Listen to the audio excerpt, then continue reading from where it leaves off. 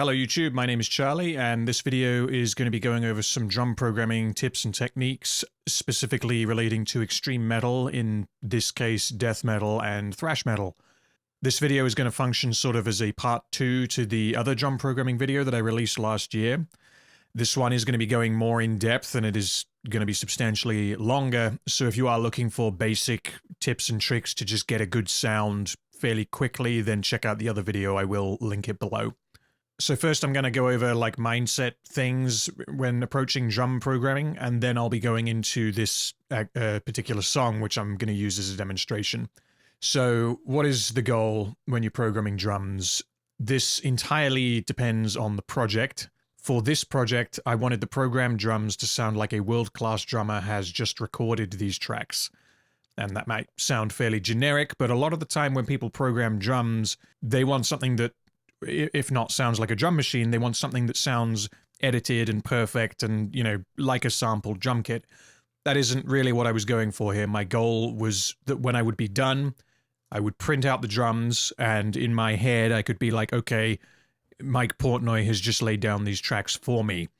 And then everything I do to the tracks afterwards, as far as adding samples and removing dynamic range and everything else, I have that option after the fact. The goal for this stage was to get something that sounded like someone has actually played these drums. And a large part of how you go about doing this is by adding imperfections. I wouldn't say mistakes, because if you were recording a world-class drummer and they made a mistake, you would obviously ask them to do it again. Or worst case scenario, you would edit the tracks to remove the mistake, most likely. So we're not adding things that are wrong, but we are adding imperfections, and essentially things that a human might do that a machine will not. Or to look at it from the inverse, we're removing things that only a computer can do. So for example, playing 2 drums at exactly the same time, because a drummer cannot do that. How natural you go is entirely up to you. Like I said, for this project, I wanted to go pretty much completely natural. But it is worth bearing in mind that the more natural you go, the longer this will take, and it will take exponentially longer the further down that rabbit hole you go. There will be diminishing returns the longer you take. So you want to spend half an hour and get something that sounds good, then feel free. If you want to spend, I don't know, 3 hours and get something that sounds amazing, then this video is hopefully for you. So a couple of last things before I get into the programming, and that's how I have this session set up. So first of all, zoom levels. So up here on Pro Tools, you have your presets, which are the number keys on your keyboard. And I'll just show you how I have those set. So this is different to how I have them set when I'm editing drums or if I'm mixing a project, because, well, for example, the furthest in I can zoom, my number 5 zoom is here, which isn't actually that close. Like if you were editing audio, you might want to go, you know, stupidly close so you can actually see the waveform. When you're working with MIDI, there is no reason ever to do that. So the zoom presets I have, if we go to here where there's a bit more drums, that's the closest, and that's sort of the furthest away view that I would ever use, because that shows sort of maybe an 8-bar section at once, depending on the tempo, and it just gives a good perspective. If we zoom out further, you know, that you can't program drums with a view like that, but I just have that so I can see an overview of the whole track. So set your zooms up and learn them, and it will save you a lot of time. Couple of other things. So this is my mixer. Ignore these two because this is just for the stream, which I apparently clipped earlier. Whoops. So I got the drums, and I've also got the guitars there, which I will tell you about in a minute. So these are the outputs from GGD Invasion, which I will go into in a minute. Essentially, I'm treating these as if they are live microphones in front of the drum kit that I'm pretending that I'm recording right now. How you set this up, I'm not going to go into because I'm not an expert with Kontakt at all. But the GGD guys do have multiple videos for pretty much every DAW, so you should be able to figure it out. But essentially, we've got every drum, so kick is being routed to kick, and also it's coming through the overheads and the rooms, which is then being routed out of Kontakt and into Pro Tools. So you can see it playing there. And what that means essentially is that when I'm done, I can record arm these tracks, hit play, and it will be as if Invasion is my drummer and I have recorded these tracks. As for levels and panning, this is eyeballed, so this does not need to be exact because obviously when you're mixing, you can change this completely, but it does make sense to do this now. It takes about, 10 seconds to do, because otherwise you end up with your toms coming down the middle, which can be very distracting, and especially so with Invasion, it has an extra floor tom, which is on the left. So if you have that pan central along with the right floor tom, then it may get screwy in your head. The only level adjustments I've done, I turned down the snare bottom because I don't need to hear that loud, as well as the top. And then I brought down the rooms a little bit because the rooms in Invasion do sound amazing, but I don't want to hear too much room when I'm programming because it can get distracting. And then these are just the same levels that are being sent to the stream, so you should be able to hear what I can hear. One other thing quickly, I said when I finish, I export the drums as if they are a real drummer, but something else that I've changed in my workflow in the last year, which I strongly recommend, is triggering samples off of MIDI directly when mixing. So when you use Slate Trigger, you have the option of triggering either from audio, so in this case the audio that I've printed out of Invasion, or by just taking this exact MIDI note and triggering from that. So I found that with Trigger specifically, it is more accurate. You're less likely to get phase issues when you're working with MIDI, and that's important when we're talking about programmed drums, because these aren't drums that I've converted to MIDI. This is the raw drums that are playing the audio. So it doesn't make sense to me to program MIDI to trigger audio and to then later take that audio to trigger further samples. Why not just use the same MIDI to trigger both? So the way I do that very quickly, I'm just going to do this for the snare for now, but the same principle applies for kicks and toms. So you just create a new track, MIDI track, copy the MIDI down, delete everything that is not a snare, and then we have just the snares on this track, and when we're done they will be nice and humanized, but for now they sound like a machine gun. So then you just rename that snare, export, and then import that into your session and use that to trigger. And I'm not going to go into how to use Trigger now because I think that should be in a different video, but there are multiple guides on exactly how to do that. Okay, so with Invasion itself, this is a fantastic kit from Get Good Drums. I love it to bits. It sounds amazing, and it's also pretty damn big, as I'm sure you can see. I will quickly show you the samples that I used for this project so that if you want to use the same ones, you can. So for the kick, I used the Tama Maple. The snare, I used the Tasmanian Blackwood, which I love, by the way. That just sounds amazing. The toms, they give you the option of a high tune and a low tune. So the top three are high, the bottom three are low. The cymbals, I'm not going to show all of them because it will take too long, but I think I will show you that this is a stack. And I also have 2 splash cymbals. No, that's a hat. Where's the other splash? There it is. 2 splash cymbals of different sizes, as well as the bells, which I do use. So in this project, I know that I use the entire kit in this project. Whether I use the entire kit in this song, I can't quite remember, but we will find out. Another couple of other quick setup things. So I have my kick sub routed into the kick, so both of those are going into here, so you should be able to hear this. So that's just the kick, and then the sub, and both together. So the reason for this is that when I'm mixing, I find more often than not I don't need a sub track, so I've just sort of blended them at this point and sent them both into the kick track. Okay, the mapping.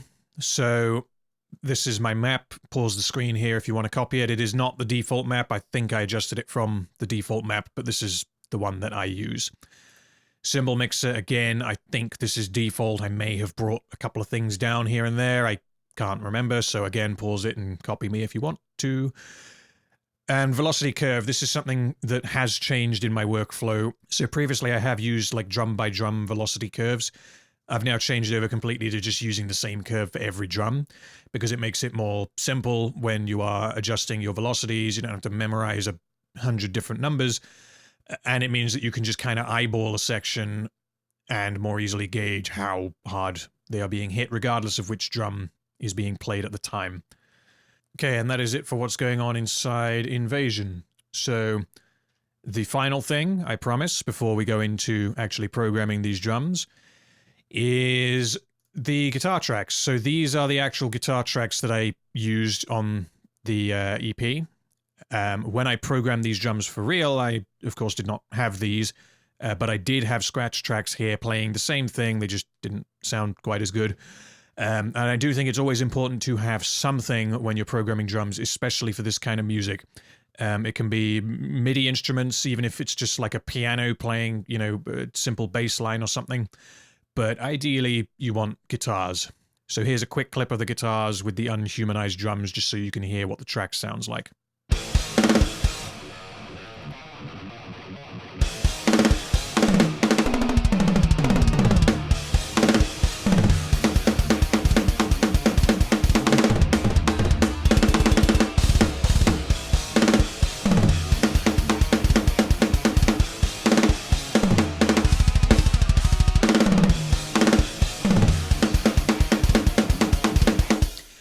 Okay, that's the track. So now I guess would be a good time to tell you about this track. So this is the single from an upcoming EP, which is going to be released very, very soon. The name of the track is Convert, Kill, Subjugate, and the name of the band is Hellbore. So keep an eye out for that. I will be posting that when it's released in the next week or so. So in terms of actually programming these drums, I'm not going to go into how I wrote these parts, because again, different topic, different video. So that you can follow along if you do have something in a similar state to this that you would like to sound more human. I'm going to kind of work on the assumption that your drums are fully written and finalized, but that they sound like a drum machine, like that did. So here we have the fully composed but unhumanized MIDI that I wrote for this song, and I'm going to go through and humanize it in real time. So when I'm working with MIDI drums, a lot of what I do is kind of out of habit, so I don't really think about it when I'm doing it. And I have gradually worked out a bunch of shortcuts that save me time without skipping anything. When I say shortcuts, I don't mean like key presses. I just mean, you know, small workflow things that over the course of working on an entire EP or album will save you time. So I will do my best to slow down and show you all of those. So a lot of the first things that we're going to do here is we're going to be selecting notes with this function on here. I assume other DAWs have this, but the shortcut for this on Pro Tools is Option 0, and then select split notes. So for this to work, when you program your drums, you need to make sure that the notes are as long as they are supposed to be. And that might sound silly, but a lot of the time when I get drums to work on, they look like this.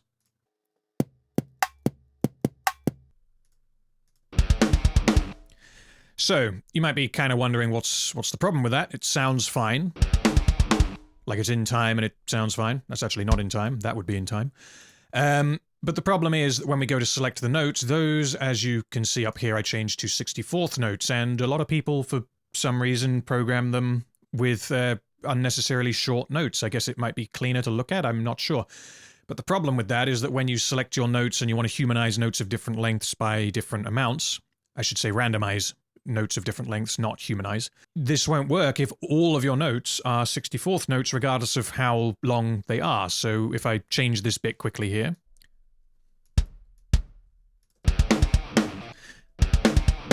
So now we have these two notes here, which are now 8th notes, whereas these are 16ths, but I've programmed them all as if they are 64ths. So that means that if I go on here, select notes, yeah, see, it's going to grab all of them, even though it isn't grabbing the other 16th notes elsewhere in the track. So yeah, that's why it's very important to make sure you program the notes to be as long as they are going to be. You don't need to be silly with it. You don't need to do this, for example. So here, this is just a note that rings out. There's no reason to do that, for example. I mean, some people might want to, but I don't do that. So what I'm going to start with is the kick. In GGD Invasion, and I guess maybe some other libraries, I don't know, they have the options of a left and right kick. So that's why my kicks are here on C1 and B0. And there are two great advantages to doing this. If you're programming a song that has a lot of double kick, which I'm going to bet that any extreme metal song is going to. One reason is, in the case of Invasion, left and right trigger different samples. So they sound very similar because it's the same drum, but it's not the same sample. So that can help it sound more human than just having bum on the same drum. The second reason is that, again, it makes selecting notes that much quicker. So this bit here, which is just a quick burst of triplet kicks. So one very simple thing that you can do that's very effective when humanizing drums is being aware that, you know, when a drummer's doing fast double kicks, their left foot is usually not as strong as their right foot. So you do this. And you drag them down. Obviously, I'm not done, but this is what it sounds like. There we go. So if I had programmed them all on the same track, I would have to do this. You get the idea. So that would take forever, especially if you've got a hell of a lot of double kick in the song. When this song doesn't have too much, there are other songs on the EP that have almost entirely double kicks. But yeah, the amount of time it can save is ridiculous. So I will put those back there. So I will now show you just quickly selecting these kicks and then randomizing them by different amounts based on their length. This is only a starting point. Don't just do this and think that they're humanized, because by definition they're not. I'm letting the Pro Tools algorithm do this bit for me. And this is just to give it a little bit of an off-grid feel, but then I'm going to go in and move things that need to be moved. So make sure that this is set to whatever note you're capturing, in this case B0 and C1, because that's where my kicks are. Note duration 0001, and then I just use the mouse wheel to go up and grab every note. So there we go. Those are, I believe, 30-second note triplets. And we can randomize those by, for now, let's just say 50%.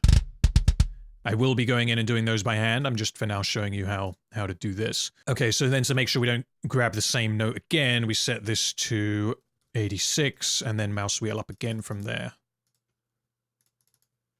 Okay, now we have the straight 30 seconds. And if we randomize those by 50%, they might go a little bit too far. So just because I've programmed this song before, I know that I want to randomize those to 40%. There we go. And again, going to go in and change them later down the line. Okay, next lot of notes. 1, 2, 8.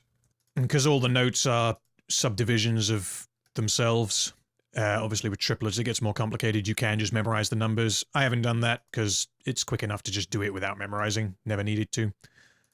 But you can. Okay, 16th note triplets. I'm going to move those down to 30%. And then I believe everything else in this song is straight 16ths. Okay, so we'll set those at 20. So one thing you may have noticed is that the longer the note duration, the less randomization I am applying. And the reason for that is because the faster the note, or the higher the tempo, if the song has tempo changes, the further off the grid you can go without it sounding out of time. A side effect of this is that it may mean that you have to go further off the grid in order for it to sound natural. Because if you have, like, the 16th notes, so they're randomized by 20%, if the tempo of this song was 300 instead of 130, I think it is, then you would not be able to tell a difference. So you'd need to nudge those notes by a lot more if you wanted to get the same effect. Although, if the song was at 300 BPM, you may not want to do that. I'm just using that as an example. And one other thing, just to make this simple before I start playing with the kicks specifically, is right now I have the kicks soloed. When humanizing, I don't think it's a good idea to do that, because you essentially do the kick, then the snare, then the toms, and then you listen to the whole thing and it may not sound right and you have to go over and do everything again. But at the same time, I don't think it makes sense to have everything else running at full volume. So what I'm going to do is this. So I'm going to select everything that is not a kick and just pull it down to about halfway. So that means I can hear it, but I'm very much focusing on the kicks. So let's have a listen.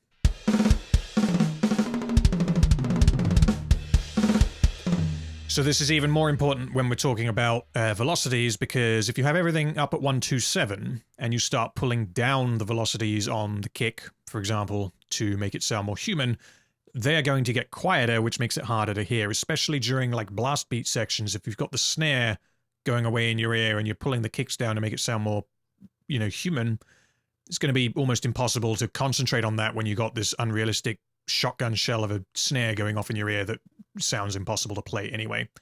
So now I have randomized the grid position of every kick in the song based on how long the note is. So now what I'm going to do is I'm going to go through the song and I'm going to move any bits that need moving, and any parts that use different techniques I'm going to stop at and explain how I approach doing them. So with drum fills, I'm going to do them all at once at the end. There's no point in me nudging kicks around and then leaving the snares and toms where they are. I'm going to handle it as one thing once I've finished the rest of the humanizing. Okay, so there's a couple of parts in this song that have these sort of machine gun bursts, the sort of brr-ba, brr-ba. There we go. So this is something that a lot of drummers do, and it's something that I honestly love the sound of. Mike Portnoy and Gene Hoglan are two that come to mind that do this quite a lot. So here, these are 30-second notes, but they do not need to be gridded. In fact, the fact that they are basically gridded makes it sound a little too robotic. If we listen again. So what we can do is one of two things. We'll do this one using the randomization menu. We set it to 30-second, and we can just bump it up to, say, 50%. No, go even higher. Let's put it at 80%. So that sounds okay, but the way I would usually approach doing this is by hand. So that pretty much needs to be on the grid because that's where the beat is, and also this first kick, that's where the beat starts because it's bum-bum-bum-pa, bum-bum-bum-pa. So this pretty much needs to be on the grid, as does this first hit, because otherwise it may sound like it's out of time. These three kicks in the middle, though, it's just a blast of kick energy. You know, when a drummer plays this, they're not counting 30-second notes, they're just going to be doing a quick blast on their feet, 2 on each foot. So they don't need to be gridded, and the fact that they pretty much are is a giveaway that these have been programmed. So we can do a lot of things when we move them, so let's try a few different things.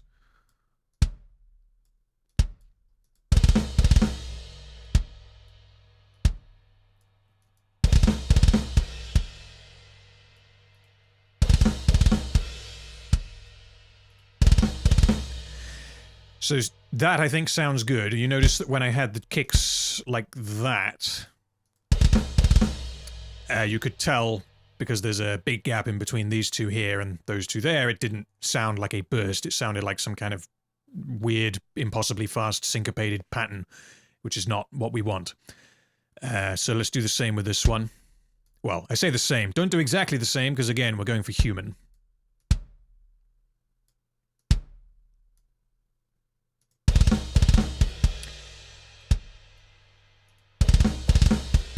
There we go, so that will do for now. And those two kicks being so close together doesn't really matter because they're so close to this snare tom hit. And there will be other parts in the song where this happens, so I will stop on those parts. Okay, so our first sustained double kick part here. And for these kind of parts that aren't bursts, I do find it's generally better to use the randomization menu. So here, if I select the notes, they are 16th note triplets. 80% is going to be way too far, but let's just listen. Yeah, so that sounds like a sloppy drummer. Yeah, there's a few dead giveaways there. So at this point, we can either lower the percentage, or we could go in, if we wanted to, and move the notes that are quote-unquote wrong. So if we do that quickly, we end up with this. So that actually, I don't think that sounds too bad. That sounds fairly human. Yeah, I'm happy with that. Let's leave that as it is for now.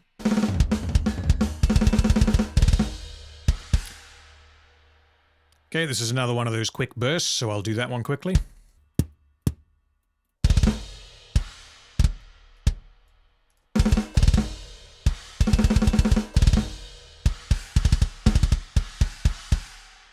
So here I just want to mention this is a breakdown section which alternates between triplets and straights. So when you're programming these, and if you're using a left and right kick setup like Invasion does, then you of course need to decide which foot the drummer is going to play these parts with. So I decided that for these bum bits, it would make sense for him to lead with the left foot because I want the right foot on the beat to be hitting harder, and generally the right foot is stronger. That isn't always going to be the case for a real drummer, and obviously you don't have to do that. You could flip it and do the exact opposite of what I've done. But it is going to affect how it sounds when you come to humanizing the velocities, so it's just something to be aware of. So that note feels too early, and that one feels... Actually, that one's pretty much on time, but yeah, I can hear that that sounds a little bit too early. So this is one of the reasons why you need to go through and do this manually, because I forget the number that I used, but if I humanize the 16th notes by 30%, and the algorithm decides, okay, this one's going to go 30% that way, and this one's going to go 30% that way, you end up with a differential of 60%, which is huge for a note of that length. So that's obviously going to sound wrong and like a mistake, so it's something that we'd want to get rid of.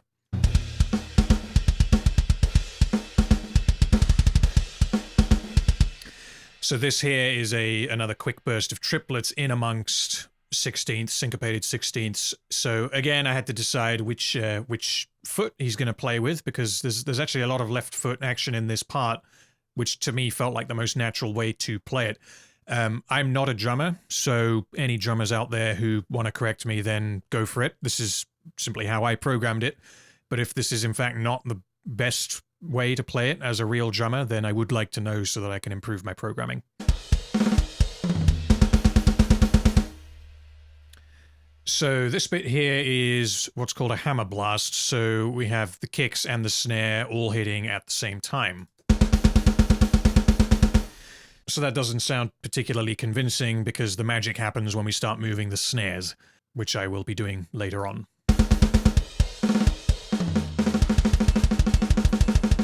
And that's a more traditional blast beat, and again, same thing. Once we start nudging the snares around, this will sound a lot more convincing.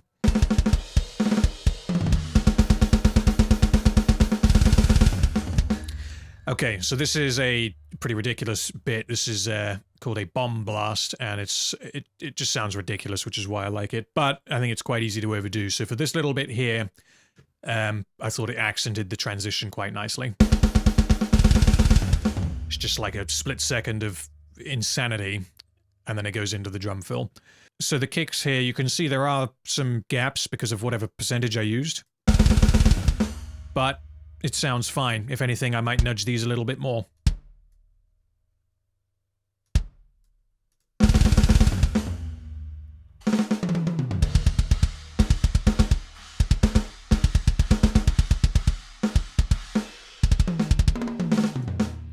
So these here are triplets, and I really like the sound of these triplets sort of blended in amongst the drum fill here.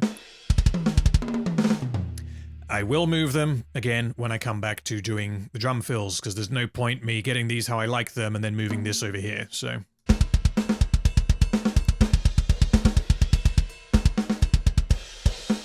So you might notice on this section I'm not actually doing a huge amount, and for a lot of songs this may well be the case, especially on kicks. This section is almost entirely just 16th note kicks, and you don't need to do a huge amount to them, because if you move them too far off they'll sound out, but then if you move them dead on then they will simply sound robotic. So there isn't a huge amount of creativity that goes into doing this bit.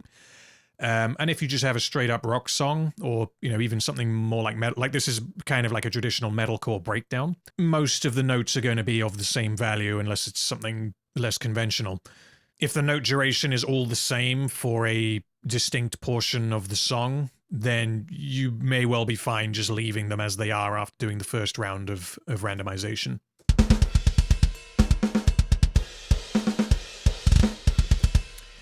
So this is one of two parts in the song where I use 30-second note triplets, and when you're going this fast, the drummer is not thinking, okay, these are 30-second note triplets. They're just hammering away on their feet, making sure that they're not obviously hitting both of them at the same time, and making sure that this snare hit, which is actually going to be a flam, but I will do that later, is on time. So just take a listen again. So the important bit is that that is on time. This does not start on the beat, so we can pretty much do whatever we want with it. So I'm going to show a couple of things here that we can try. So we can either clump them even closer together so that they're almost like 64th notes, I guess. Let me just take a listen.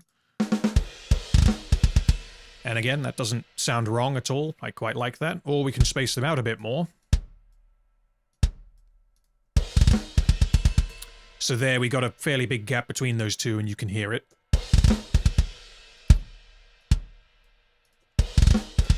Yeah, so whether you'll hear something like that in a full mix, almost certainly not, unless you're a drummer or a drum programmer, potentially. But I like how that sounds right now. So this part here is during what's going to be the guitar solo, and this is just straight up 16th note kicks. With these, the easiest way to do it, and I think the best way to do it, is to set your randomization, hit go, and leave it.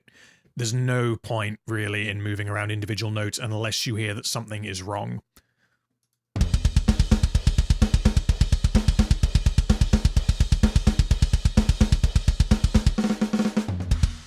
And I do think it's important to say here, if I haven't already, that the best way to go about doing this is to go too far and then pull back.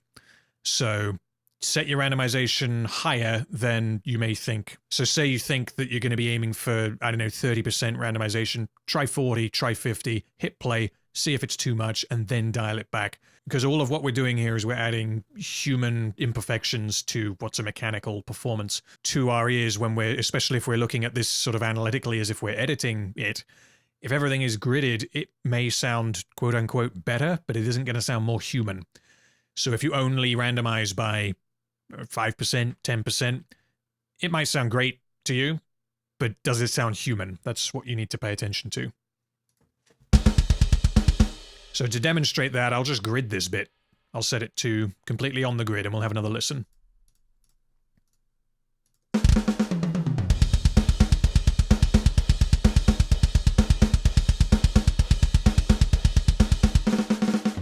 So that, I think, does still sound good, but I can tell it sounds edited, it sounds unnatural, and if a real drummer came in and did that, then I wouldn't believe them. But it depends on what kind of song you're going for. If you're going for something that needs to sound mechanical, because it doesn't make any sense to have like surgically tight guitars and bass, like, for example, Born of Osiris. Everything that they do is so gridded that it would sound wrong if the drums were not. Because if you have, I'm exaggerating here, but if you have 10 instruments coming in on this beat, and they all line up except the drums, then you're going to be like, why are these drums out of time? Even if they're only off by, I don't know, that much, you'd be like, that's out of time, even though it may be human. So it depends on what your end goal is. For this project, I did edit the guitars and bass, but it was very minimally. I wanted it to sound like a, well, like a raw performance of a band. So if I were to take my mostly unedited guitar tracks and put them against a unhumanized drum track, like I did at the beginning of the video, it wouldn't sound right, as I hope you agree. So one other thing to be aware of here, which doesn't strictly play into humanizing, like in terms of techniques, but it's more of a composition thing, but it does result in something that sounds like a drummer actually played it, is here there's a tempo change. If you listen again. So when the breakdown starts again, it drops in tempo by about 10, maybe 15 BPM. So had this drum fill not slowed down, it would have been a very jarring, sudden change. So we can do that quickly here.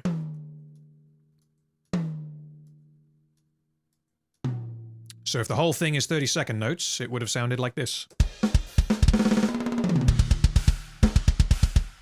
And that then makes this sound like it's almost deliberately slow, which isn't really what I wanted. So just change those last two notes to 16ths, and we have this. And I just think it flows that much better.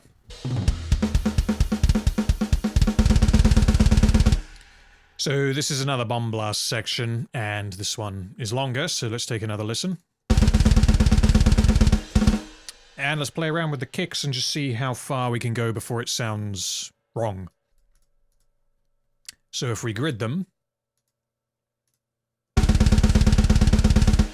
so that almost sounds like it's necessary. I don't want it to be completely gridded, but it is going to have to be fairly close because of how fast it is. So the other parts that were this fast but not as long, I think I had it 80% randomization. If I do that here, that just sounds like a mess. We dial it back to 40. So there are still a couple of bits that you can kind of tell it's not quite on. So let's set it at 15. So that sounds tight, and with this kind of thing, it needs to sound tight, even if you're going for human. And that's a little gravity blast there, which I'll be messing around with more when I go to the snare. So that does it for kick in terms of timing. Now it's time to move on to the snare. So I'm going to skip ahead and fast forward this, but essentially I'm going to do exactly the same starting point as I did with the kicks. So we select each note. And snare is on C2. No, it's not. It's on D1. What am I talking about?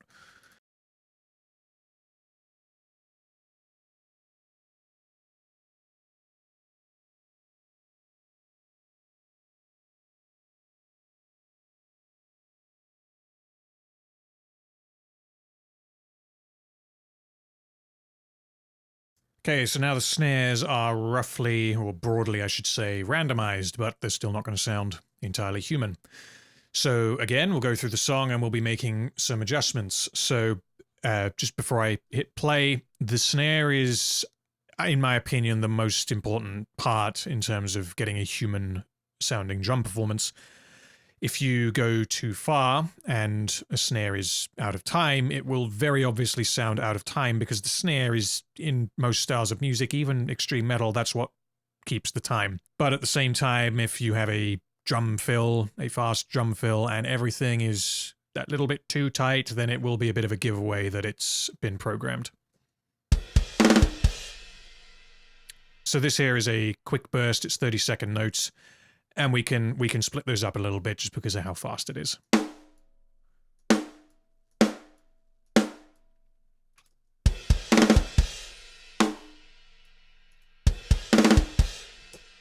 There we go, happy with that.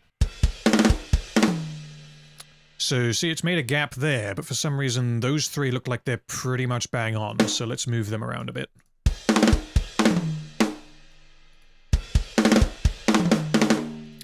These I'll come back to later, although I will quickly talk about flams. Some libraries, I believe all GGD libraries, have a option to map flams, which sound like this.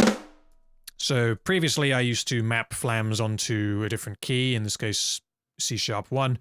Now I don't, because if you remember I said that I now trigger my samples through trigger using MIDI instead of audio, and if I have a single MIDI node triggering a flam, which is 2 notes, then it will only play 1 sample on top of my programmed flam, which will not sound right. So what I do now is I make my own flams by simply doing this. So hold down the Option key to duplicate, and then there you go, and you can adjust it as much as you want. Move it back a bit. There we go. And I'll leave that as it is for now, because again, drum fills I'll come back to. So this here is a quick burst of a traditional blast beat. We can move the snare around and see what difference that makes. But it is important to remember that snare's probably going to end up down there. So for now, eyeball it, drag it down while you're humanizing the blast beats. Because that is incredibly distracting and you'll never really be able to focus on what you're actually doing if you're just listening to that, so.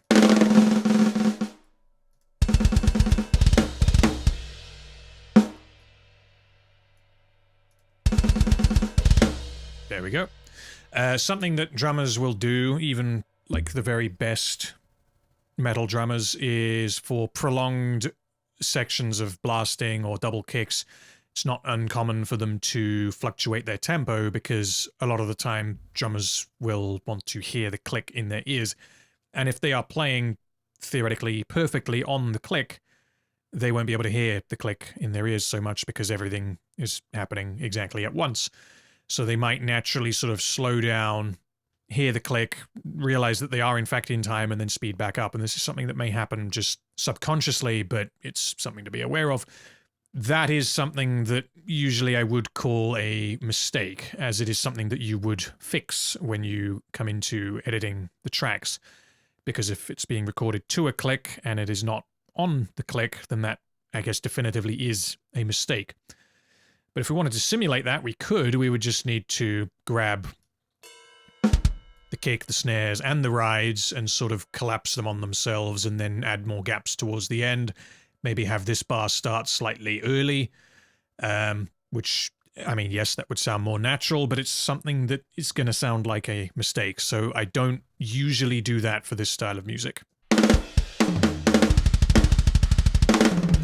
Okay, here. So this is, I'm glad that this reminded me because I would have forgotten about this. So this is a flamming of the kick and the snare. They are supposed to be hitting at the same time on this bar at the same time as this ride.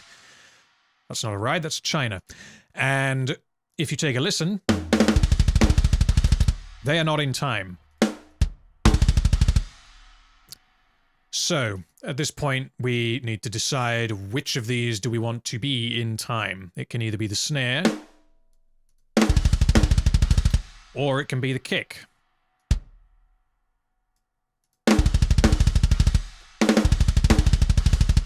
Or it can be both. Well, that sounds a little bit too robotic, especially during prolonged double kick sections. I very, very rarely like to put them, you know, right on top of each other.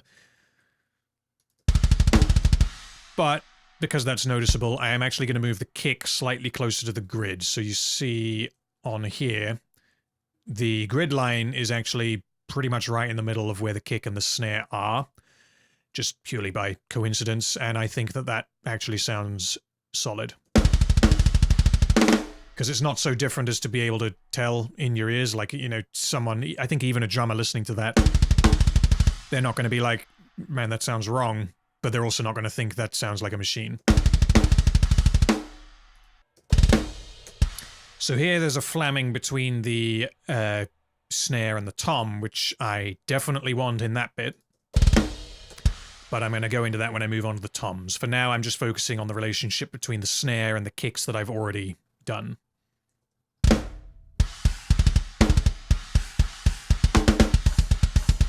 So those there are going to be ghost notes. It's gonna sound more like this.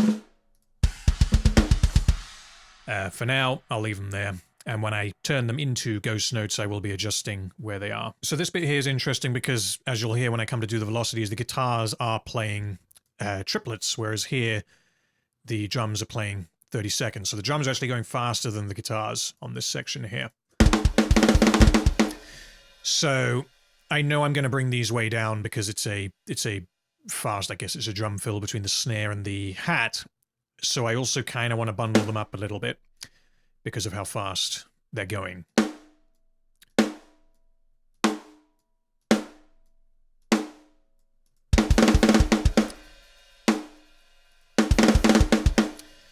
So for now, I'll leave that as it is. When I add the hi-hat in, then I may well change that. So that's another slight flam on the kick and snare. It looks like the snare's bang on. Yeah, I have to zoom in loads in order to even notice that. So let's listen to it again. To be honest, I like that. The kick is slightly early, but I like that. It sounds real.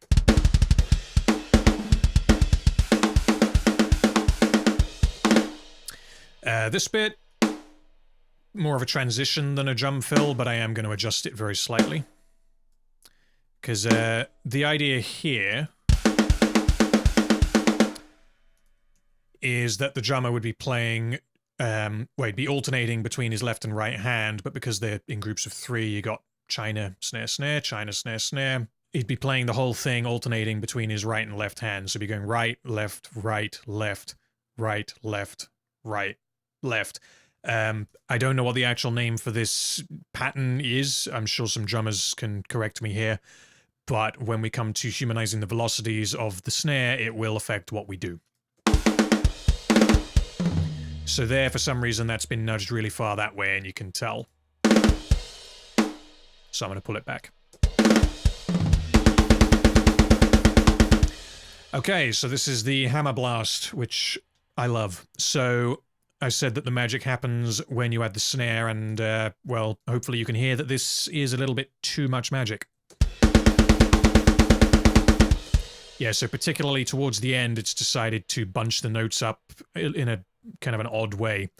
So I'm going to reopen the randomization menu and change it.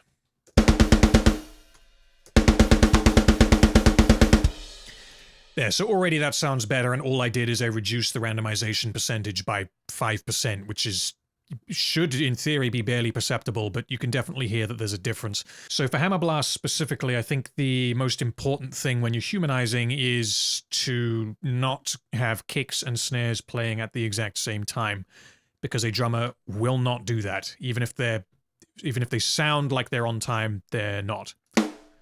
So if we zoom in really, really far, those two hits are not perfectly in time.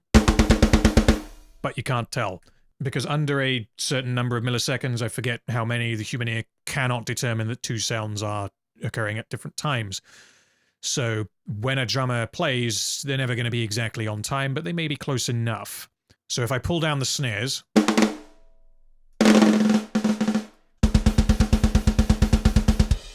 and here we're not looking for specific notes because you can't tell. It's just straight 16ths of kicks and snares happening at the same time. You're not going to be like, oh, this one sounds wrong, let's move it. You're looking for sort of a broad feel of how it sounds as a whole. And there I'm actually happy with that, so I'm going to move on. Traditional blast, doing it the same way we did before. So there I actually meant to type in 30, not 40, but that sounds fine. That just goes to show you that numbers are bullshit. And if you're, on forums saying, how much do I randomize my drums by? Just try it. See how it sounds, dial it back, dial it up, do whatever works. Maybe shut your eyes and type in a random number and see how that works for you, because you may discover that it actually sounds better than the guy who told you to set it to 30, for example. So there, somewhere in there, I can hear that a snare sounds like it's out of time. I think it's that. So I'm moving it. So yeah, see, even there, I'm not moving it to the grid. I'm just moving it so that it sounds natural in between the other two snares on either side. So let's listen again. There we go. That now sounds correct. It sounds like a drummer played it. So there, that time, because of the randomization algorithm, I typed in 40 like I did earlier for the bomb blast, and there it's given me a big gap there that I can very much hear. Ba-ba-ba-bum, ba-bum. So we can either move this closer to the grid, or we can actually bump these to be earlier. So that may not sound right, because now that snare is pretty far away from that kick. Like it's... what would that be? That's like a 64th note off. Okay, so when we're going at that tempo, it's going to be difficult to tell. I can barely tell, so I'm actually going to leave it, because this isn't a prolonged bomb blast. If it was, I would change this, definitely. I would tighten it up. This is just supposed to be a manic burst of energy, and, I mean, that's what it sounds like. So I'm going to leave it. And I should say here that if I was editing these drums, if some godly drummer had just played that and I'd been asked to edit it, I would not tighten that up. I would leave it as it is unless they had asked me to grid it, because not everything needs to be gridded. So there, that's another flam, and with this being the breakdown section, I think it's very important that these snares, as well as the kicks, but the snares need to be pretty much on the grid here. So let's zoom in and have a look. So if we grid the snare, leave the kick early. That sounds fine, happy with that. So this hit here sounds slightly off. I don't yet know if I'll move it.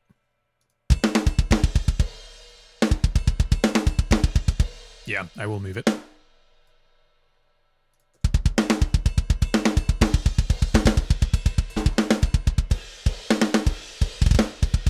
So this here is going to be a flam, as I think I said before. The time that I add flams is when I do the toms, which may sound counterintuitive, but the reason is because when I do the toms is when I do the drum fills. So that is the time when I add any flams on the snares or the toms. Additionally, because that's after I have, I guess, finalized the position of all my snares. So you may notice in here there's a couple of flams there and I think there on the snares, which I have left in. So the reason I'm doing that here and not over here is because back here it was a syncopated sort of deliberate rhythm, whereas here it's just straight up 16ths on the kick and the snare is accenting those hits. If you grid that, it will start to sound too much like a machine. So I'll show you that quickly. I'll find the one that's flamming and then I'll correct it and we'll decide which one sounds better. This one is. So I won't grid that. I'll put it on top of the kick and we can just listen.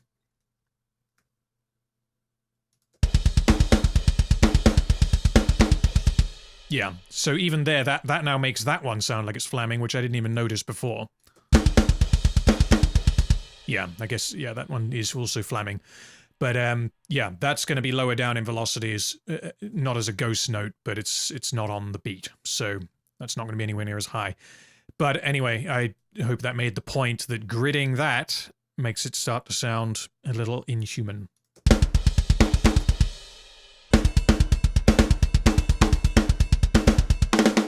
Yeah, so that's the end of the straight 16th bits, which this is all during the guitar solo again. So any bit that's just sort of straight 16ths or at whatever tempo you may be, it could be straight 8ths at a higher tempo. Some flamming is always going to happen. And it's also a good place to add flamming in order to make it sound more like a real drum performance. And again, if I'm editing real drums that sound like this isn't something that I would correct unless I'd specifically been asked to do so.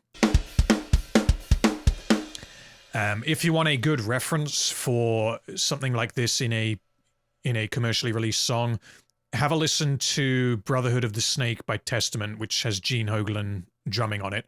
It's an incredibly good album, and there are flams all over the place. But it sounds incredible because it sounds like Gene Hoglan is playing the drums. It doesn't sound like someone's, gone through and programmed them. So that album, the sound of that album is one of the inspirations for this particular project. So there, as you can probably guess, I am going to be adding in some flamming between the tom and the snares, but I will be doing that later. Now that sounds wrong. So the randomization, I guess, bumped this note that way, and then it turns into triplets here leading into this section.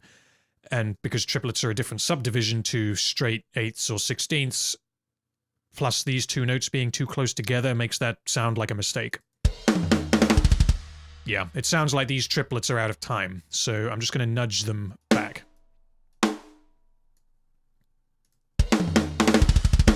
Yeah, that sounds better. Even though this one still is not on the grid, that no longer sounds like it's wrong.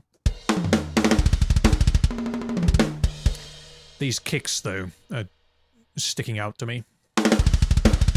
Yeah, those need tightening.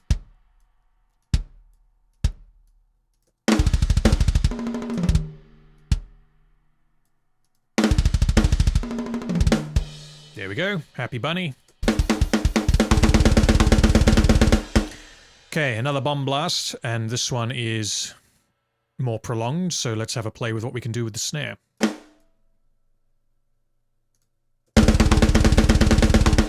So that sounds way off. That sounds like someone who doesn't know how to play a blast beat. Just change it to 20 and see what that does. So that sounds good. Because remember, when I did the kicks, I tightened the kicks more than I did elsewhere in the song because this is the only prolonged bomb blast. So it needed to sound fairly tight, which means that we can go slightly further with the snares without it sounding wrong. So you should be able to see here. Yeah, that makes it more obvious. You should be able to see here that the snares are not perfectly lined up to the kick. That one nearly is, but let's have a listen. Yeah, that sounds like someone playing a bomb blast to me. Now we have the only gravity blast which we'll take a listen to now. So yeah, Gravity Blast, same thing, but I guess it's kind of the opposite of a bomb blast. So you got 30-second note snares where they're basically freehand rolling on the snare. So these are going to be way down in terms of velocity because they're not hits, they're almost like roughs and drags. And then the kicks are alternating. So let's bring these down and have another listen. There, so that almost sounds like someone's just kind of scraping around on the snare drum. Let's play with the numbers and see what we can do.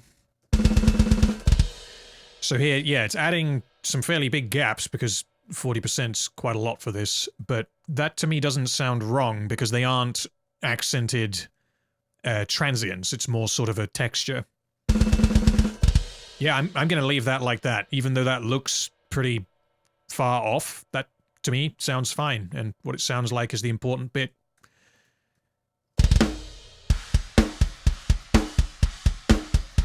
Okay. This bit needs a little bit of work on the snare, but it shouldn't take too long. So again, we're looking at flamming. So this isn't quite a 4 on the floor beat, but we can treat it like that for the sake of this. So 4 on the floor is when you got your kicks just going 1, 2, 3, 4, 1, 2, 3, 4, and then the snares hitting on every whatever beat. As we know, a drummer cannot play a kick and a snare at exactly the same time, and every now and then they might get it close enough to where you can't tell, but if every single one is perfectly in time, it's going to start sounding like dance music. And I mean, that kind of beat, the 4 on the floor beat, is used all the time in that style of music. And the reason it sounds the way it does is because the kick and the snare are hitting at the exact same time. So here we got that one's off visibly. The others look to be pretty on, but let's see what they sound like. Yeah, so to my ears, they all sound like they're pretty much on. So I'm actually going to move them around a little bit to make it sound a little bit more natural.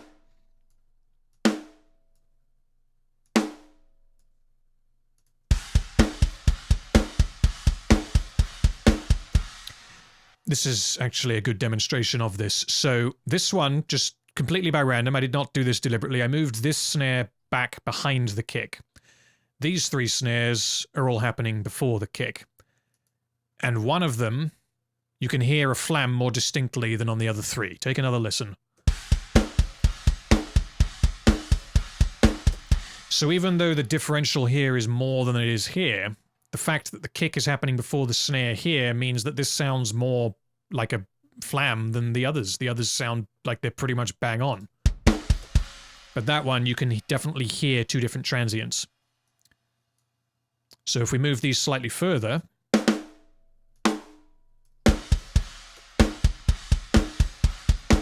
So now you can hear it, but sounds like it's slightly too far out of time. So I'm actually going to nudge them the other way. I'm going to make them so that they're occurring slightly after the kick.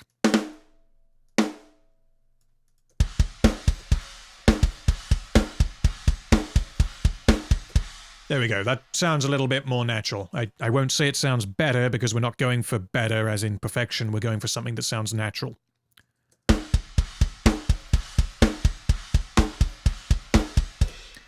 And you might ask why I didn't do that with all of them. It's because a real drummer is not going to deliberately or intentionally do that with all of his snare hits.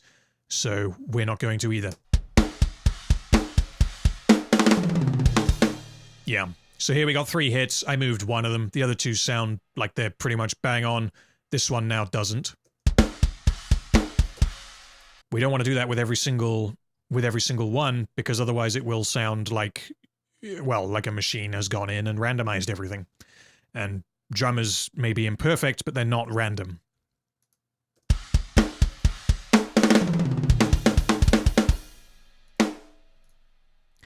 So that there, listen to that. That was actually a mistake that I made when setting up this session. So I don't know if you can hear that. It didn't sound like a flam, but it sounded like a phasey error on the snare sample. Listen to it again, this one.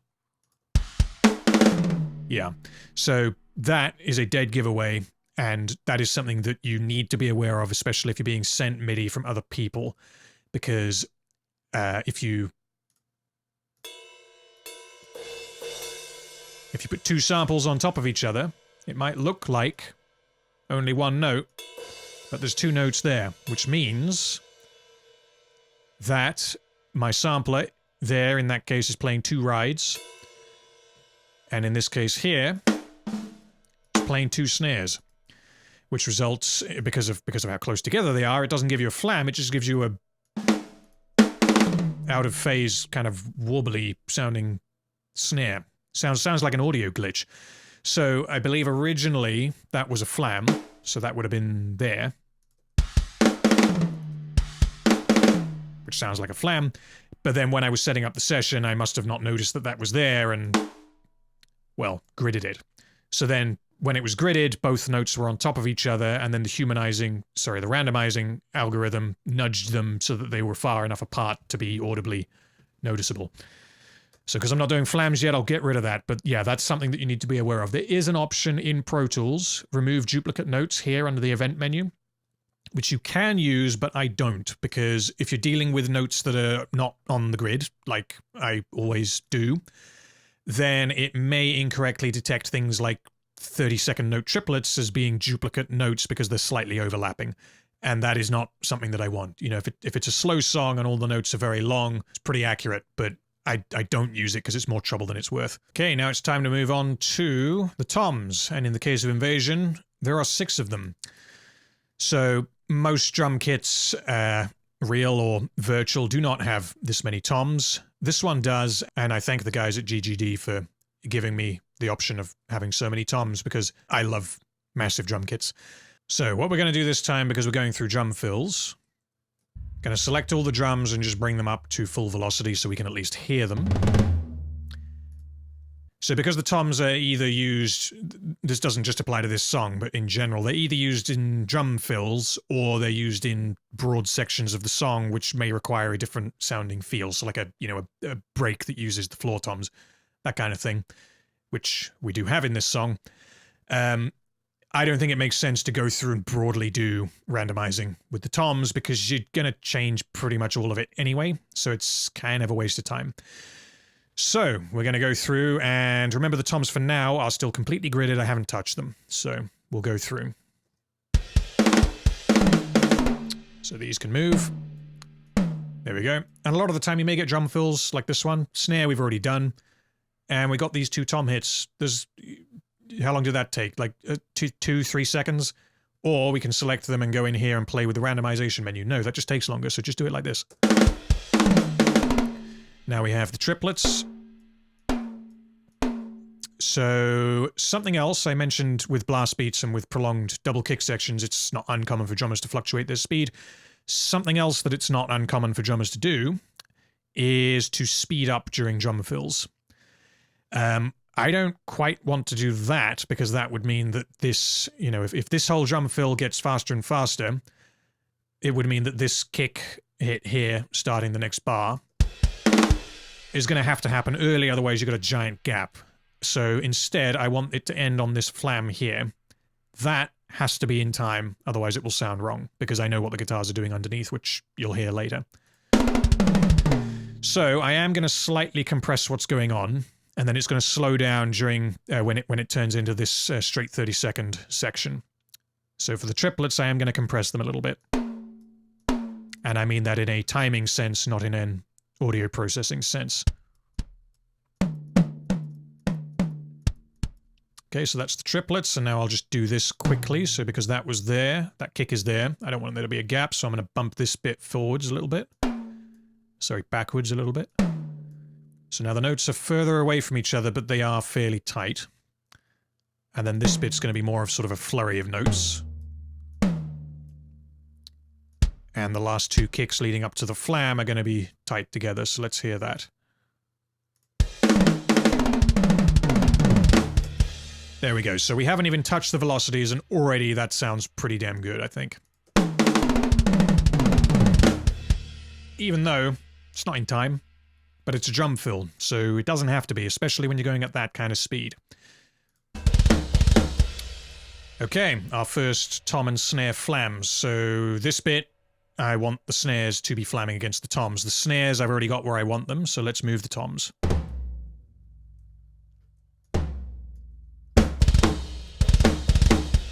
There we go. So that sounds pretty damn big. So when you're flamming snares and toms together, it will make it sound not only natural, but it will sound bigger, because if you're hitting them at exactly the same time, which I'll do now, doesn't sound as big because you've only got one transient.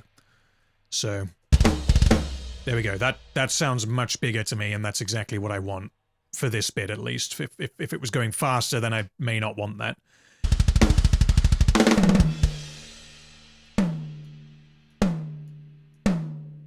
So this is a bit where I guess either I did this or the randomization did this, but it sped up the snares a little bit so they finish early, so I'm just going to bump these toms forwards so that way there's not a huge gap between the two. So again, it's not in time, but it sounds human. So this here is a similar principle to what we did before with flamming, but because there's such a big gap here, we can have it flam even further without it sounding wrong. So let's see how far we can go.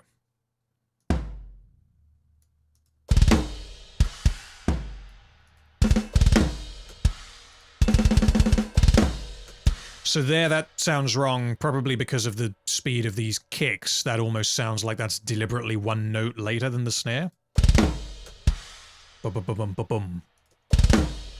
Yeah, that's too far, because now that sounds like it's deliberately there. There, I'm happy with that there as it is. So this is another fast 30-second note fill, so I'm going to slowly speed it up and have it end with this flam on the two toms.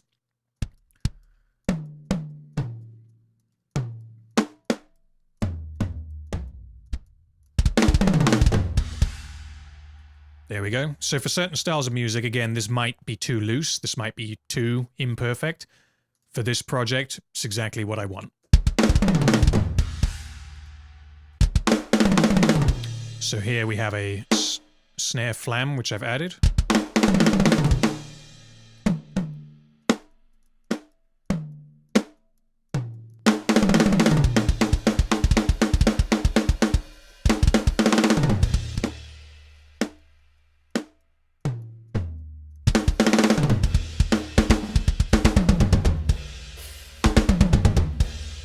Okay, this section here, this is the build-up to the breakdown, and the toms are all the same length as are the snares. So I'm actually going to go through and group the snares and the toms together here and play around with some randomization and see what happens. So because of how relatively slow these drums are, and that the idea here is it building tension before the drop in the breakdown, I want these drums to be flamming a lot, because this is a time when the drummer is just wailing on these toms.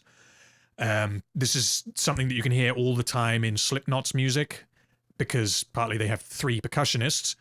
They're not all hitting the drums at the same time. So they might have one guy hitting, you know, all snares across here, and then they have someone else doing the toms down here. They can't hit them at the same time, so it's going to sound even bigger because of how many percussionists they have. I'm not emulating Slipknot here, though. I'm emulating one drummer, so we'll see what happens here.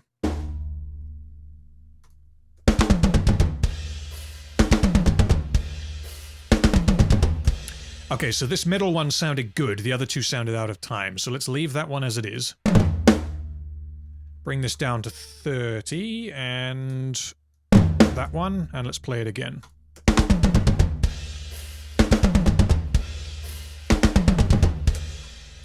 So the reason why this sounds so big is because the kicks are not hitting at the same time as the toms. So if you listen again, that needs to move.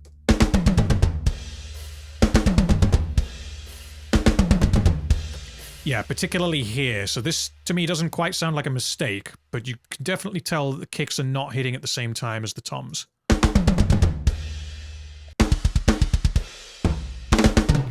Okay, this bit slightly changes now, so I'll just play it.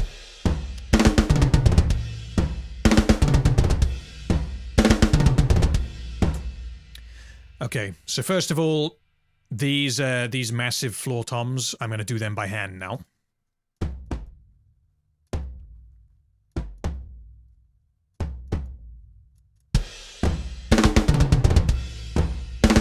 So there, you can definitely hear that they're not being played at the same time, and the reason I'm able to go that far is because of how sort of big and open this section is. It's not in the middle of a very busy part. Also, this is partly helped because in Invasion, we have one tom on the right, floor tom, and another floor tom on the left. So if these were both on the same side, still sounds big, doesn't sound that big. So then this part of the toms, they're doing something slightly more intricate than over here, so I can't just use broad humanization, so I am going to do this by hand.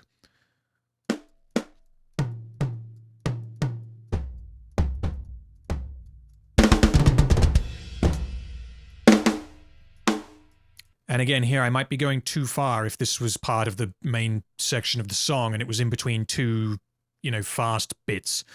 But because this is so big and open and it's a dramatic build-up, I can go a lot further than I otherwise could.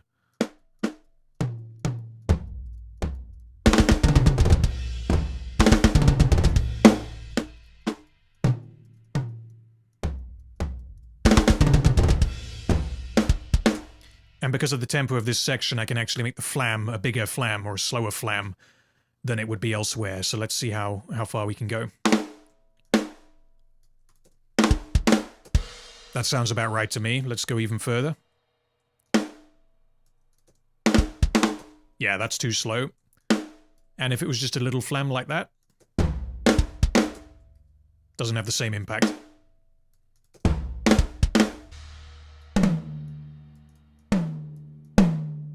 Okay, so this is the same principle as before. I'm just not going as far because this is part of the breakdown.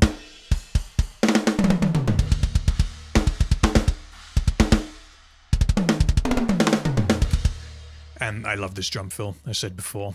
So I'm going to bring these kicks in and make them more of like a burst. Have those notes slightly late and then have this one on. So he's going a bit fast here and then he's going to slow it down and end on the note here where he should be.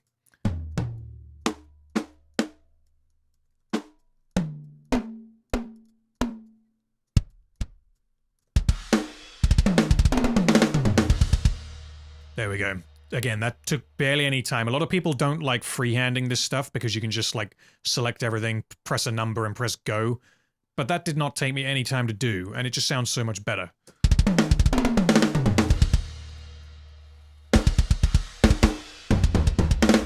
So here we want some flamming.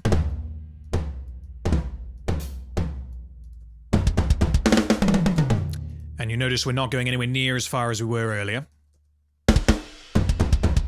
Because that's enough, and it's again part of a rhythmic section of the song. So that's another one I missed. That snare sounded wrong. Sounded too high-pitched. Because it was supposed to be a flam. Now let's turn it back into a flam. There we go. So this is another triplet kick. Which it doesn't even have to be a triplet. You could turn it into straight 30 seconds if you wanted. That's just a little bit fast, so I slow it down so it's kind of an off-grid triplet. Because again, that kind of thing does not need to be gridded.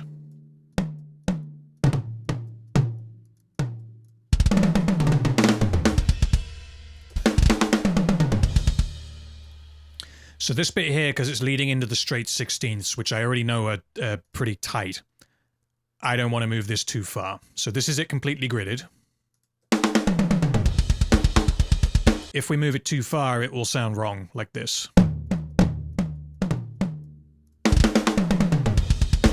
Yeah, you can tell. You can tell that that's just a bit too far off.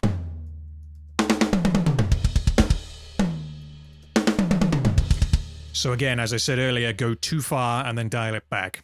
That's how we ended up with that. So this is another really fast fill here. I'm going to have him speed up and then slow down on here, because again, we got the tempo change here. So bring the snares in, have the toms start slightly early.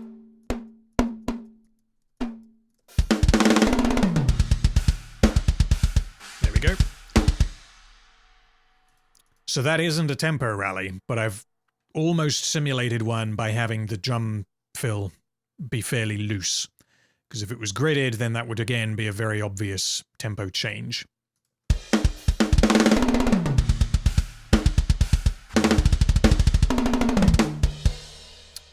So again here, this is triplets leading out of a triplet kick section. So we do not want to go too far.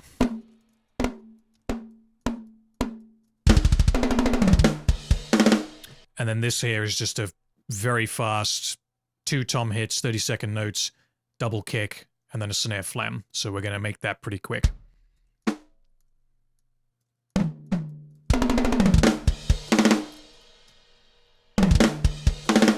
And because of how short the amount of time is there for the flam to breathe, we want it to be a pretty quick flam. That's a bit too quick. That's about right to me. And this here again is a 30-second note fill ending in a flam. And there's then a short break here after the flam, so we can afford to have it slightly longer.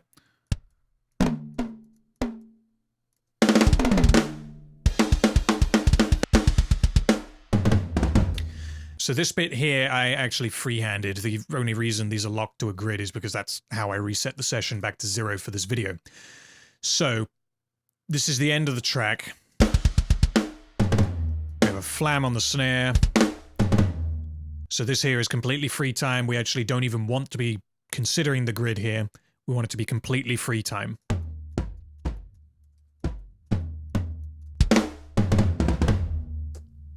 So it sounds a little goofy here because everything's at maximum velocity and it's very much not going to be, so I'll pull those down a little bit.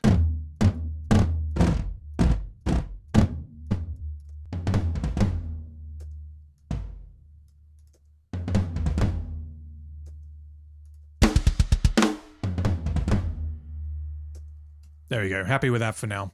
So now I actually need to go to work, so I won't have time to finish this right this second, but through the magic of editing, I will catch up in about 5 hours' time.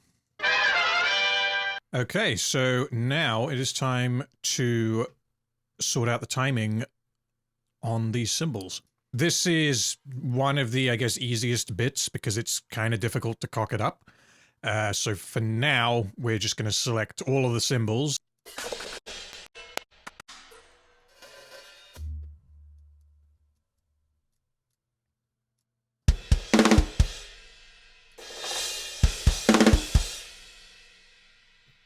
And now I'm going to go through and check. I'm pretty sure every cymbal in this is a 16th note or slower. I don't think there's any fast fills that include cymbals, but I'm going to go through now and check. Okay, so the first bit that I think I need to adjust here is the rides during the blast.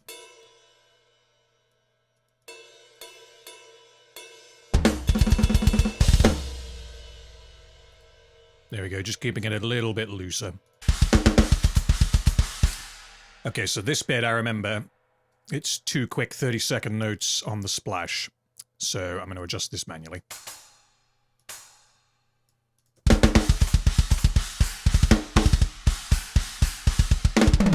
So with overheads, anything that isn't a shell, you can be a lot more loose with when the drums are being played, unless we're talking about something that's like super, super fast. And the reason for this is because generally, there are exceptions, but generally they have far less defined transients. The exceptions to this off the top of my head would be like a ride bell or maybe a splash cymbal. But like this, China, I can move that quite far. So that was a little too far. Just try sticking it there. Yeah, so that there is, it's early by a few milliseconds and you can't really tell, so actually, yeah, let's leave it there.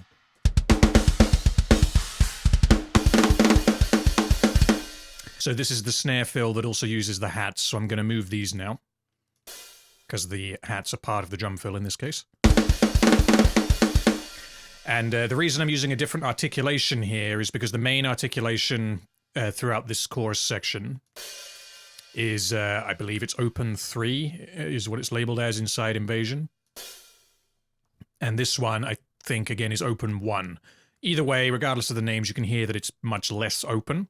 And the reason for that is because it's being played as part of a drum fill. So because of how fast his hands are moving, our hypothetical drummer, it makes more sense for the hi-hat to be not anywhere near as wide, and I'm also not going to have him hit it anywhere near as hard.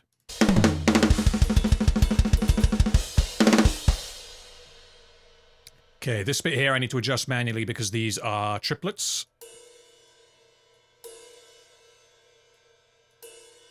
So I'm just going to eyeball it. I could put the grid on, but I don't think I need to.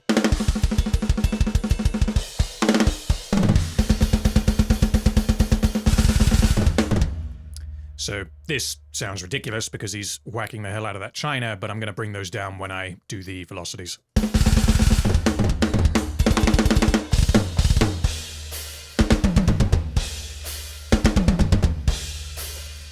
So I'm going to try something here that might not work. So here, the second hit in each bar is hitting the left and the right hi-hats at the same time as an effect, really. It's one of the only places I used it.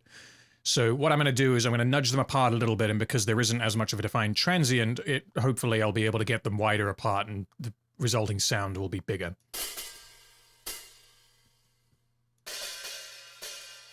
This might not work, but let's see what it sounds like.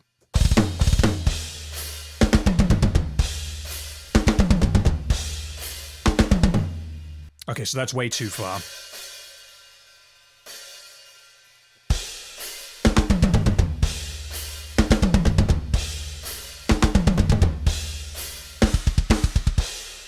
So that there I quite liked. I think that sounded pretty good.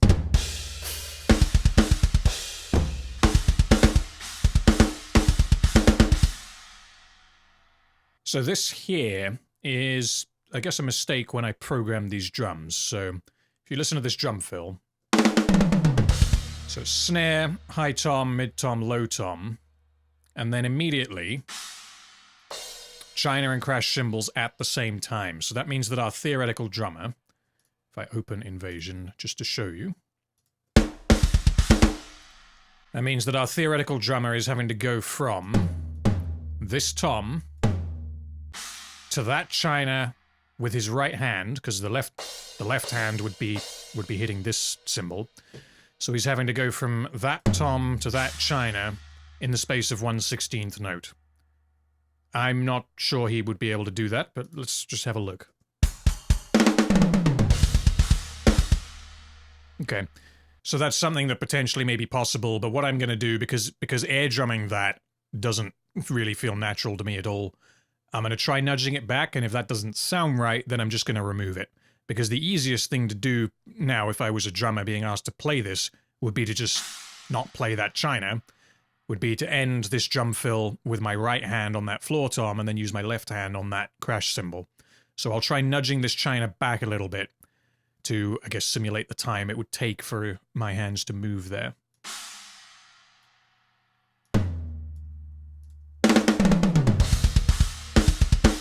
There, so that actually works quite well. Because it splits up the sound of the china and the cymbal, the crash, and it also doesn't sound inhumanly fast. And here it's not an issue because this is a transition, so whichever hand the drummer would finish that on, although I think it's the same drum fill, he's only hitting one cymbal, which is, in this case, a right crash cymbal. So you can quite easily go from left there to right there, because the last thing you'd hit with your right hand would be there, so you've got plenty of time to move your hand up here. So that is it pretty much as far as timing goes for this particular song. There isn't anything in there that sounds wrong to me, so I'm happy to move on to adjusting velocities. So to keep this simple, I'm going to select everything and drag it down to about halfway. So just get rid of the ones I did before. And that's halfway there. So, a couple of things about velocities. The first thing I'm going to go over is the first thing I would do when working with velocities, which is broad randomization in the same way that we did with timing. With Pro Tools, you can do this on the humanizing menu, but any DAW, as far as I'm aware, should have a similar function. The parameters that we use here, I set it to node on. We don't care about node off. Set all to. So that would be your midpoint, I guess. So, for example, 120. Randomize of 5, I don't know if that's a percentage or if that's just an abstract number that more is more. I'm not sure exactly how that's calculated, but it doesn't matter because you just need to know what it sounds like. And then limit to 115, 127. So that would mean that every note is going to be set to 120. It's never going to go below 115, and it's never going to go above 127. Of course, it can't go above 127 because that's how MIDI works. And the randomization, the bigger that number is, the more of a spread between 115 and 127 there will be. So this is a very good way to get something quickly that sounds less robotic than simply flatlining everything at 127. But it is not humanized, because if we're just asking Pro Tools to randomize the velocities for us within specified parameters, then it's not going to sound the same as a real drummer, so it's not humanized. This is where air drumming can be extremely useful. So if you can't play drums like me, then just do your hands and your feet separately when you do this. So when I go through kick, I just kind of, I guess, air drum it with just my feet. Of course, there's some parts in here that there's no way I can do that with my feet, so I just slow it down and imagine how hard I would be hitting each drum. Another thing to be aware of is not only how hard you would hit the drums, but also how hard you could hit the drums. So it doesn't make sense if during a fast 30-second note tom fill, you suddenly have a massive whack on one of the toms, because, I mean, you might think it sounds good, but if it's not possible, then it defeats the purpose of humanizing. Aside from air drumming, one other thing that is invaluable when learning tendencies, possibilities, and quirks of drummers is to watch live videos, and if you have the time, then transcribe their performances. I've done this a lot, and every time I transcribe a drum track, I discover something new, which helps me when I'm either writing or humanizing drum tracks. Oftentimes, if you're just a guitarist who writes drums for your song, they're invariably going to sound like drums that were written by a guitarist, because that's exactly what they are. Even if, like me, you can't play the drums for real, doing everything... I try to do everything that I can to try and get into that mindset, because it just helps so much when it comes to producing realistic sounding programmed drums. So same as before, when doing timing, I work up the kit. So I start with kicks, then snare, then toms, and then everything else. With cymbals, I do mix it up a little bit, but we'll come to that in a bit. So this is where I see the most questions get asked in terms of humanizing drums. What velocities should I use on my snare during a blast beat? What velocity should my kicks be during a fast 30-second note kick pattern? There is no answer to this, because a 30-second note kick pattern at 200 BPM is completely different to one at 120 BPM. Same goes for blast beats, and also it depends on the kind of blast beat.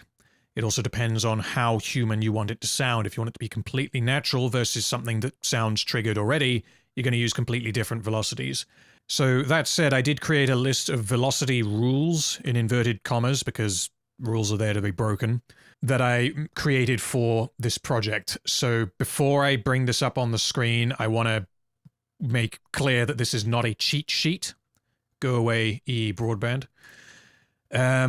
This is not a cheat sheet. This is simply a rough guide that I created for myself to use as a starting point for this project with Invasion.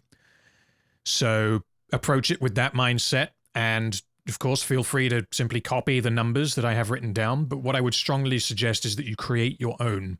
It will take time to work out what you like best, and of course, there is a lot of trial and error involved, but if you put the time in to learn and understand why these numbers are the way they are, it will save you so much time when actually implementing this on projects. So I will bring this up now. So quantize rules, that I don't think I actually stuck to. That, of course, I did stick to. So here we go. I would suggest make a list: very light, medium hard, very hard. Create velocity ranges. And the way you do this is, here we go, we got a kick. Simply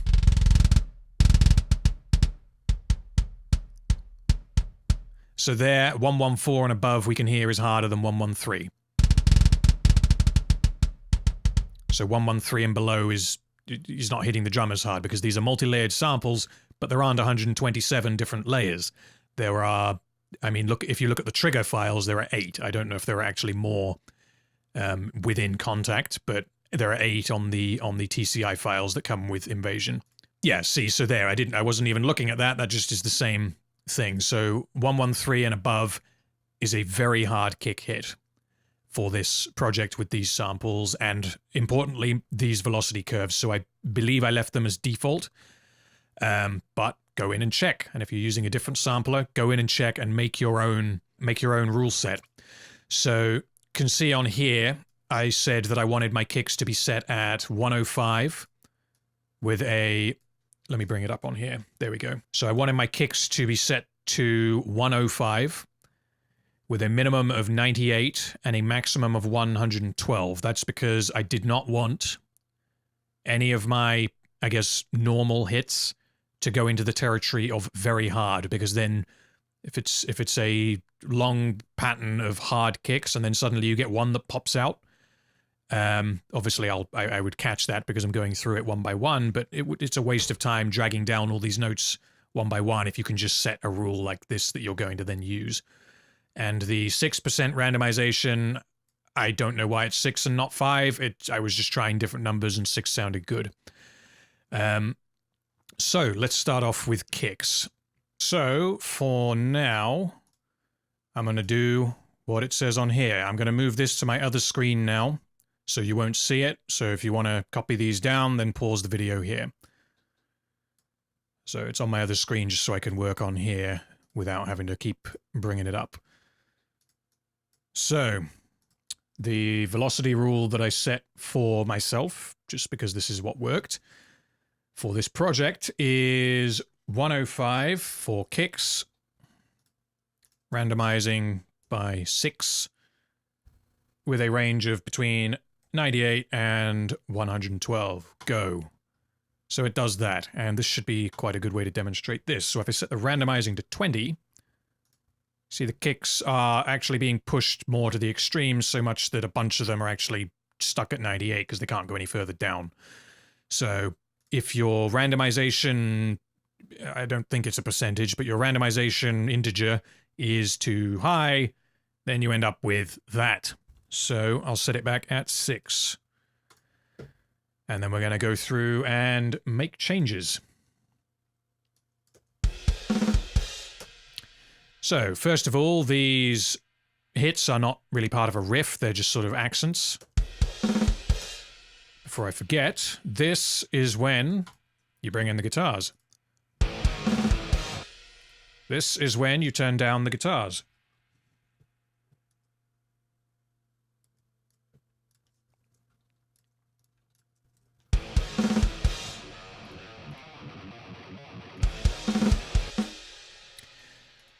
So, what I wrote on my little rule sheet is for hard hits, set them to 118 with a range of 115 to 127. So in the case of GGD libraries, if you've seen any of the videos that Nolly's put out, then you will probably know that they do their velocities slightly differently to how a lot of other drum software does, such as, in my experience, Superior Drummer, but as far as I'm aware, GGD is something of an anomaly in the way they do this. Not that that's a bad thing. I think this is actually a very good thing. But anyway, to explain, the hardest hits, so 127 and anything approaching 127, are almost like a different way of hitting the drums. So you could almost treat it like a different articulation. So in Superior Drummer, if you want a rim shot, which is just a stupidly hard snare hit where you're also hitting the rim of the snare at the same time as the head, and it gives this massive sounding crack, you would need to use a different key. You'd need to map it to a different key and have your snares across multiple tracks, kind of like I do with the kicks for left and right. The way GGD does it is they have it set so that the higher you go, you will then end up with rim shots on the snare. And the same way with kick, if you go really high, you end up with what's called burying the beater, which is when you put your foot down on the kick and you don't let it rebound. You hold it against the head of the kick, which results in a massive transient but less of a sustain. So we can listen to that here. So that's just a regular hit. And you can hear that that has much more of a peak. So I don't usually go anywhere near that high, but for hits like this that are just sort of accenting hits that are going in time with the guitars, in this intro, I will put them in this kind of range and see how it sounds.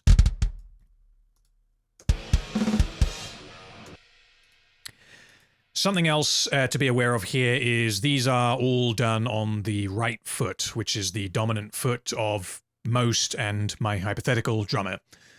So if he's playing, if you air drum this now, so use your right foot and just tap with your toes where these kicks are.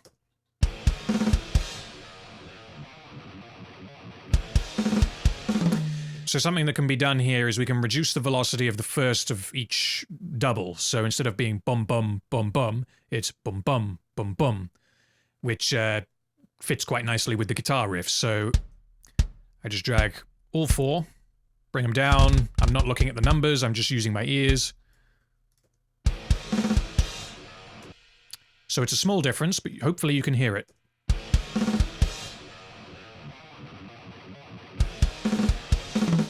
So that kind of thing I love doing. It's all over my drum programming because that's how real drummers tend to play.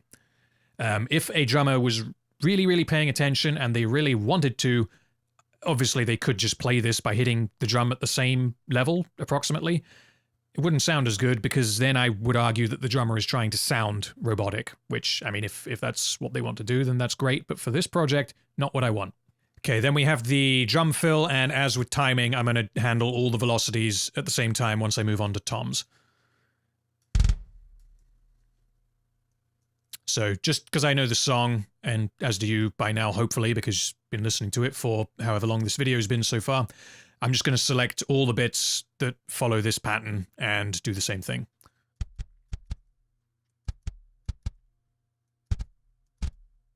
So I'm not going to go further than this first verse because I'd have to skip a bunch through the song and then I'd find other things that I want to tweak. So the way to do this efficiently is to do it methodically.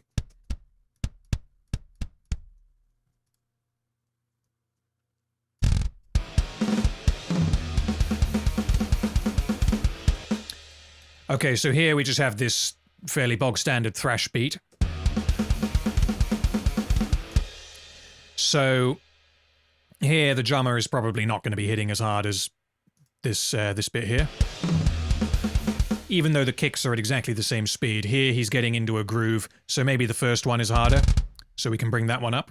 But then also we have these doubles, where if you, again, air drum it with your foot. So probably not hitting them quite as hard. So we can bring down the first hit, and the second hit, because it is on the left foot, and as we know, our drummer is, I guess, right-footed, we're going to pull those down so they are below the right foot, and then take another listen.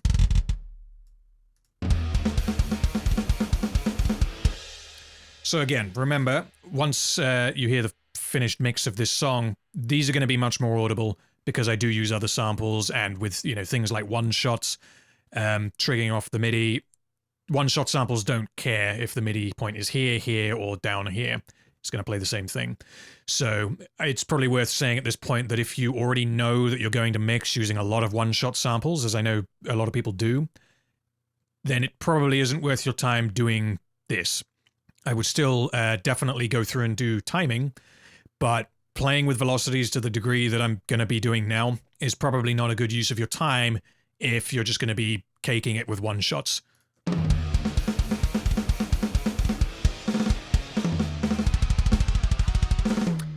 Okay, so this is the triplet kick bit. So what we're going to do here is we're going to simply reduce the velocity of the left foot and see how that sounds. So when I click this, over here, you'll see a number appear.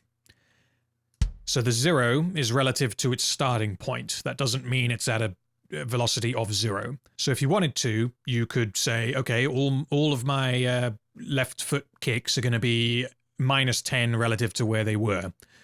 So if that was the case, you would do that. And that can be a good way to do it, because it sounds fine. But the way I prefer to do it is to not look there, because then you kind of think of with numbers. It's the same thing as EQing with your ears as opposed to your eyes. Sometimes it's good just to close your eyes. With this, I mean, you can close your eyes, but I just look at the line.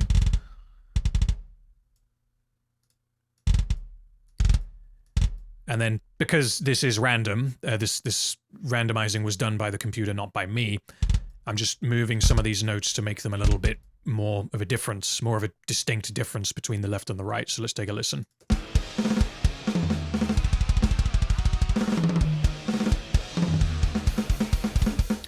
And then again with the thrash bit. So bump up the first couple and pull down the doubles. Doesn't need to be a huge difference between the two, but some difference I find is usually more realistic.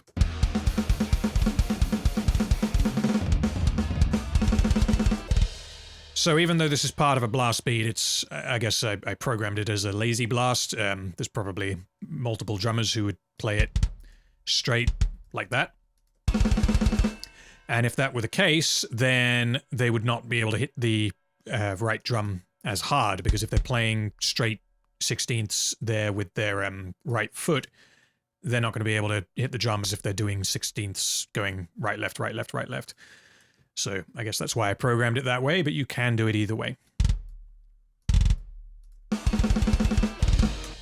So now we have the first kick blast of 4 notes. So here you can get very creative. So you notice our drummer here is starting with his left foot, which is also something that I have noticed Gene Hoglan does a lot. So we know, let's say that left feet are weaker than right feet in the case of this drummer. So we pull down the left ones. We also know if you ignore these, so ignore both of those notes, and let's just say that it's 1, 2 hits like that. First one's probably going to be weaker than the second one. So when you implement them, if you think just about your right foot, it's probably going to be a fairly weak hit and then a fairly hard hit, which results in this pattern here. And I will bring the guitars down even more because I think they're a little bit too loud for this.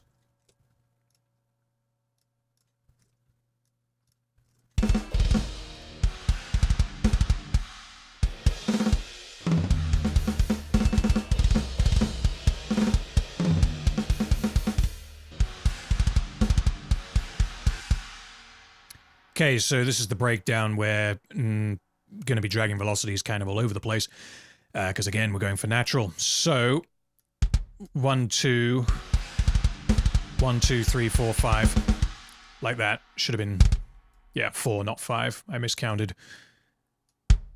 And then same again here. And then we can just click and drag over here because, again, I know how the song goes. The reason I am selecting these notes is because I'm going to make them harder by just pressing that button there. So now we'll take another listen. So imagine the drummer is just hitting these notes here that I've just pumped up. He's hitting them harder. And you'll notice it matches quite nicely with the guitars.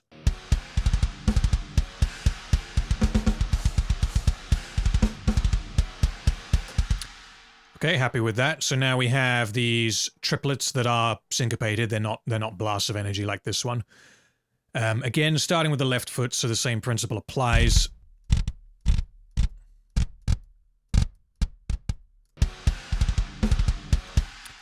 And something that I really like, which is more of a, I guess, Mike Portnoy thing, which I've only really seen him do, is when he's doing these quick bursts, he appears to hit his first right foot harder than his second right foot, which results in this pattern here. So low, high, lower, and then medium. So that shape there.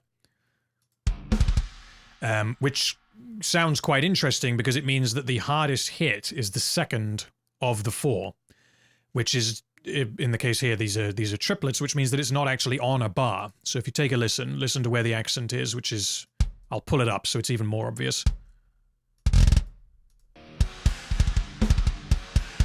So I love that sound there. So I just love little things like that that give the hypothetical drummer here bits of like personality and quirks. So then here we have steady kicks. The tempo isn't as fast, and this is one of the important things about tempo, because the tempo isn't as fast as the other 16ths before. I'm not going to drag them down by as much because the drummer absolutely could play these at pretty much the same volume.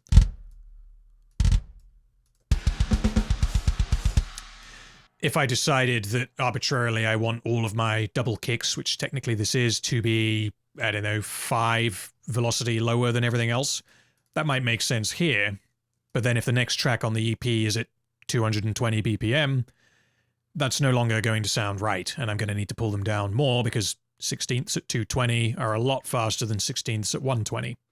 One thing I should say about copying and pasting, so you might notice here that this, at least the kicks in this second part of this breakdown, are identical to in the first. Why am I not copying and pasting? Because that, once again, defeats the purpose of humanizing drums. If I had a Blake Richardson or a Matt Halpern or someone playing this material, we would get it right. We would not play it once and then copy and paste it. So that entirely defeats the purpose of going through and humanizing drums. Sometimes in editing, it might be necessary. But, I mean, if it was me tracking those drums where it was necessary to simply copy and paste, then I would ask the drummer to play it again. So whilst copying and pasting may save time, it's kind of counterproductive to what we're doing.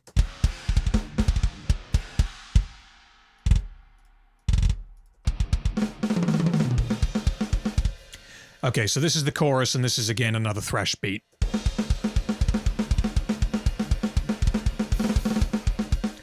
So it doesn't make sense for this note to be that low. The drummers are usually going to accent the first hit in every, I guess, groove, even if it is a really fast one, which, I mean, this isn't. If it's sustained double kick, they're going to start harder than they finish. Some drummers do finish hard, which means there might be a lull in the middle, kind of like a smiley face. And programming that kind of thing in is fairly simple to do, and it will sound a lot better than, well, right now this is random because I simply asked Pro Tools, randomize this for me, and that's what I got. So the doubles, I'm going to pull down, and the right foot for the doubles, I'm also going to pull down, just not quite as much. There we go.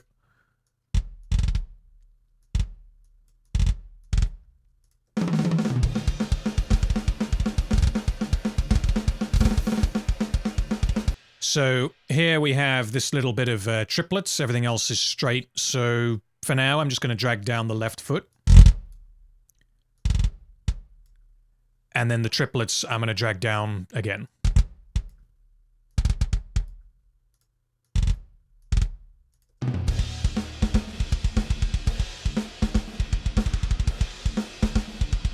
So these hits here, because of this is the end of this section, I see these being harder. Like the drummer is really going to dig into those hits.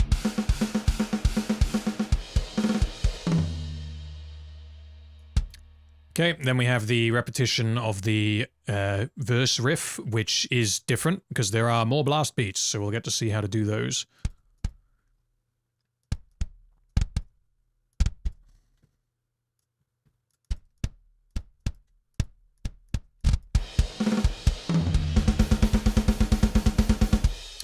So in the case of the hammer blast, what the kick is doing is it's simply right, left, right, left, right, left. So exactly the same principle applies. Just drag down the left kicks slightly. And again, they're going to most likely start hard. So let's try and do that little smiley face thing that I just mentioned. So I'm going to just remove those for now to make this easier to look at. So really don't want to go too hard on this because then you'll end up triggering different sample layers and it might start to sound really kind of weird. And you'll notice that I'm not using the grid here. I'm using slip editing because even if I don't put it back exactly where it was, as long as it sounds right, that will add to the natural feel. That's in the wrong place. Let's put it there in the right place.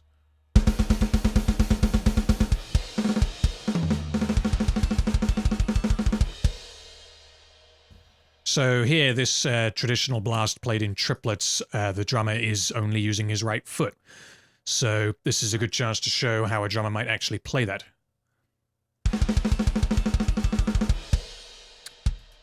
So, even though it's not a left foot, we are going to bring down every other note because the drummer isn't going to go ba ba ba ba ba ba ba. He's going to go ba ba ba ba ba ba ba ba ba. like that.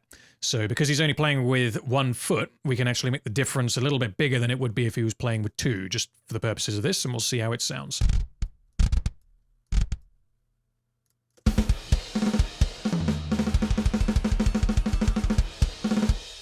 Yep, I'm happy with that. I don't think that's too far, and if it is, we can always bring it up later.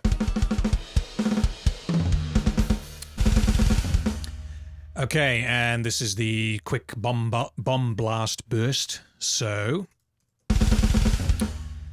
for stuff that's going this fast, the drummer isn't consciously or subconsciously going to be hitting lighter with his left foot because his feet are just going berserk on cocaine. So every hit here is going to be lower. If you start pulling every other kick down in velocity so that it's triggering a different sample layer, it can kind of start to sound nauseating. So I'll show you what I mean.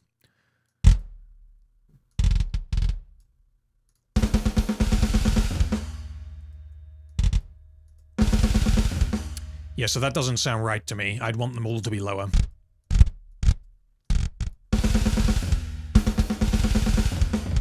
I think even lower than that.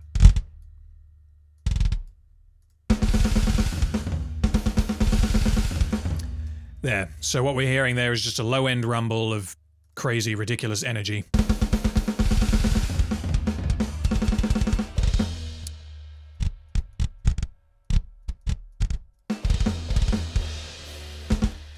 Okay, now we have the build-up. So here the kicks are going to be hitting much harder. So I'll just take the individual kicks for now. If you didn't know, the way I'm doing this is by holding Shift, which lets you add to your selection.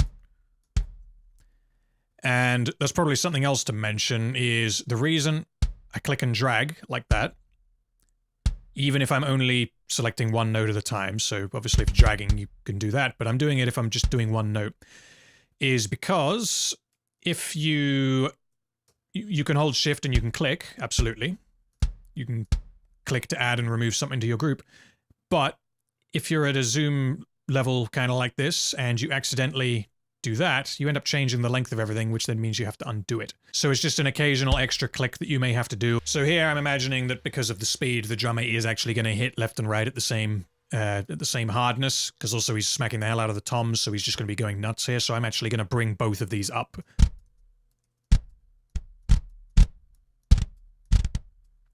Although not on the second half, actually, on reflection here, because here he's doing the pattern, which means he's going to be concentrating more on that and less on his feet, so he's probably not going to be hitting them twice as hard. So I'll bump those up a bit and we'll take a listen.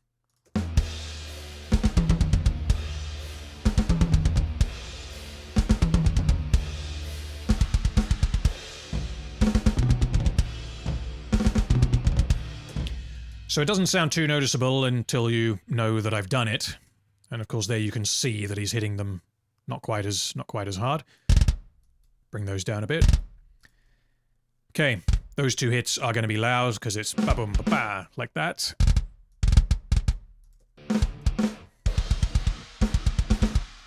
So when it comes to syncopated kick drum breakdowns like this, and this happens all the time in metalcore, oftentimes everything will just be maybe not at 127, but it will all be the same, or if not all the same, it will sound like it's all the same once you start adding sample reinforcement when it comes to mixing. I don't really like doing that for this style of music, so I am still going to add a bit of difference.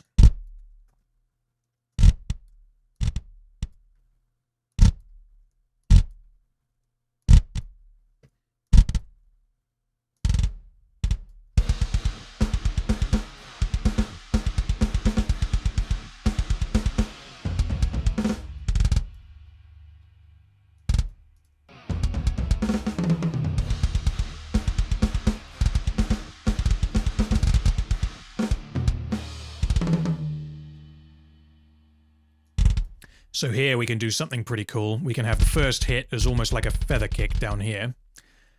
Second hit as reasonably hard, and then bring the third one down, and just listen to how that sounds.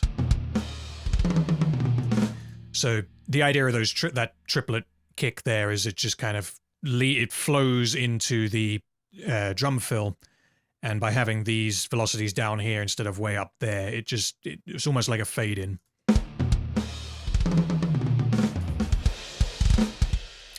Okay, so here this is a little bit different because this isn't going to work as a fade in. If I pull these velocities down and do the same thing I just did,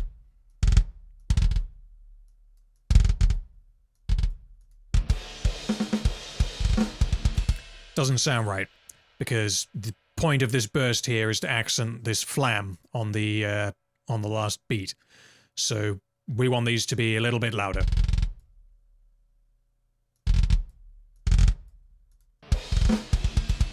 Yeah, that's more like it. Okay, so this is one of the only, I guess, fairly standard, I guess, rock beats in this song. So with something like this, it's very easy to make this sound a little bit more human, because you think about, like, air drum this now with your foot. So with me, I'm kind of going bum, bum, bum, bum, bum, bum, bum, bum, bum. So every third, I'm naturally just not hitting quite as loud. So if we pull them down, bump up the rest.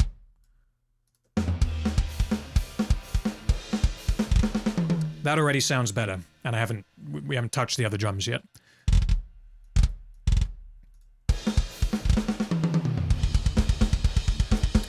And this is the solos, so we're going to do the same as what we did before. Just select the left foot, bring it down slightly, see how that sounds. And make the beginning slightly harder.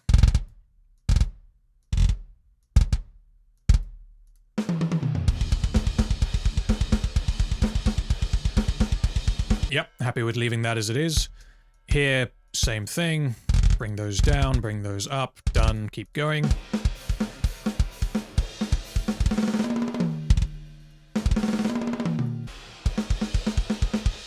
So this bit here is kind of a weird, it's not even really a fill, but the snares are going to be fairly light, and the kicks, I just kind of want to give them a bit of a different feel here.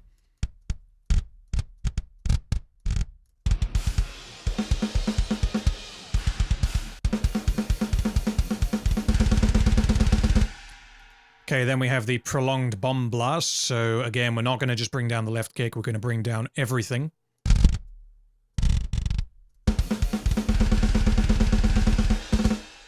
And this part here, this breakdown, everything needs to be up because the drummer is just going to dig in hard to this.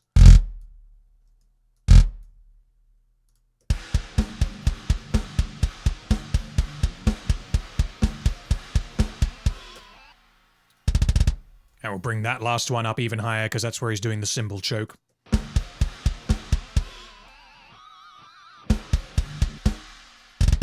And this one we can bump up just to accent everything coming back in.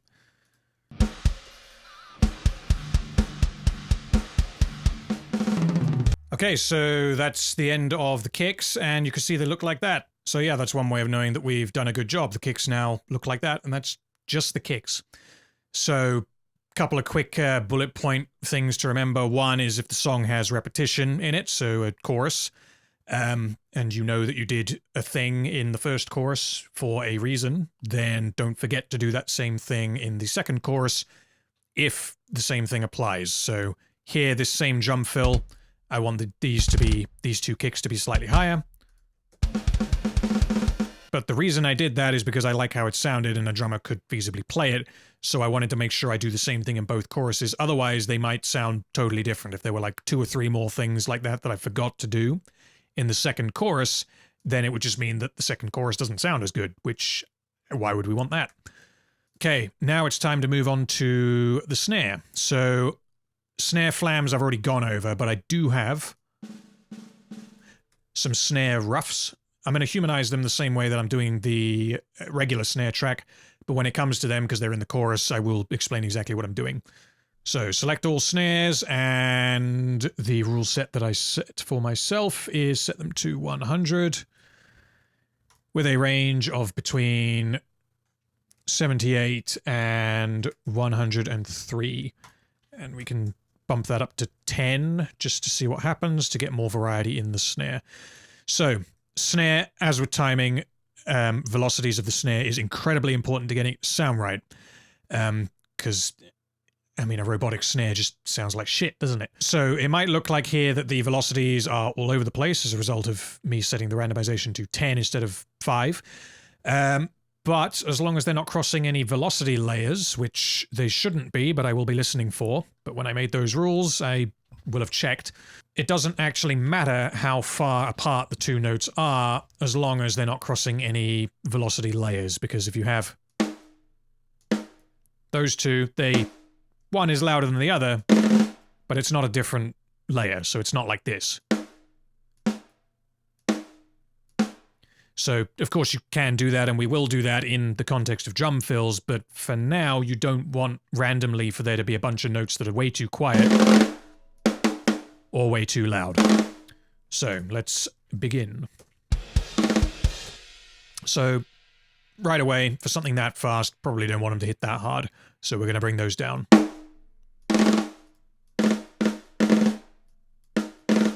Also, for something that fast, you do have, again, the dominant hand thing as with the foot. So right, left, not going to hit as hard with the left hand typically, especially at that speed. And something a lot of drummers do in fast drum fills is the last couple of hits are not going to be as hard, which there are other fills that'll be a better example of this that are more than 4 notes. Usually it's because they know that their hands need to be somewhere else in 1 30-second note's time.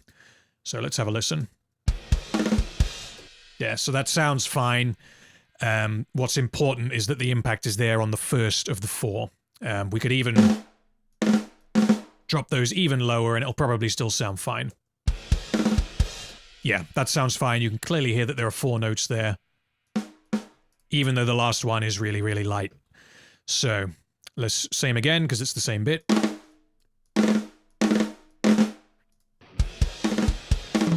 Okay, so that one is a little bit different, and I actually did that wrong. So I went too light on the second hit, which now means that the third hit is harder, and instead of it sounding like boom, it sounds like ba-boom, ba-boom. Which I don't want, because this isn't supposed to be syncopated, this isn't supposed to be a deliberate rhythm, it's supposed to just be a in between the kicks. There we go, that sounds better. Drum fill, I will come back to. Flams, I will do when I do drum fills. Okay, so this last hit here, we're probably going to bring down because the drummer knows that he's about to play this quick burst. And for this bit, this thrash beat, he's going right hand will be on the hi-hat here, which means that he's hitting all of these with his left hand. So right, left, right, left, right, left, right, left, all the way to the end, which means that this is a left hand, letting him start that fill with his right hand. If this was a slightly different pattern and he was finishing with his right hand, that would mean he'd have to start that with his left, which would kind of throw off the rest, and it can get complicated. And I'm not, well, I mean, I can't play the drums at all, so I won't even say I'm not a competent enough drummer, but drummers will generally try to avoid things like that. And if a drum part is written with things where you finish the thing on the wrong hand and then you have to go all the way across the kit, they're either not going to play it or they're going to just, ask the band for it to be changed. Guitarists who write drums for their drummer will probably be familiar with this. Okay, the first blast beat. So those obviously need to be lowered down. Because in a blast beat, so with a traditional blast, you are hitting the drum, but you're not hitting it with any kind of real substantial force. It's not quite a feather thing like it would be on the gravity blast, which I'll show you later on. But let's have a listen here. So even there, that sounds too hard to me. Let's have a listen.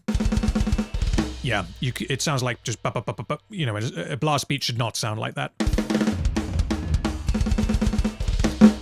So one way that I approach blast beats, traditional blasts anyway, is the kicks are on the beat and the snares are off the beat, because that's how a blast beat works.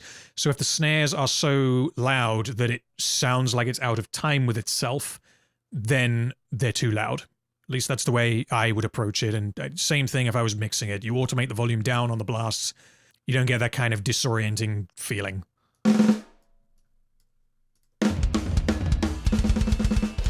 There, so that sounds better. And I mean, what number is that? Yeah, 48. So next time someone says, where do I put my blast beats? Tell them 48. Just don't give any other context. Don't talk about velocity curves. Don't, tempo, what kind of blast beat, what kind of drummer. It's just 48. Okay, these are being whacked like hell. So we'll bring them up.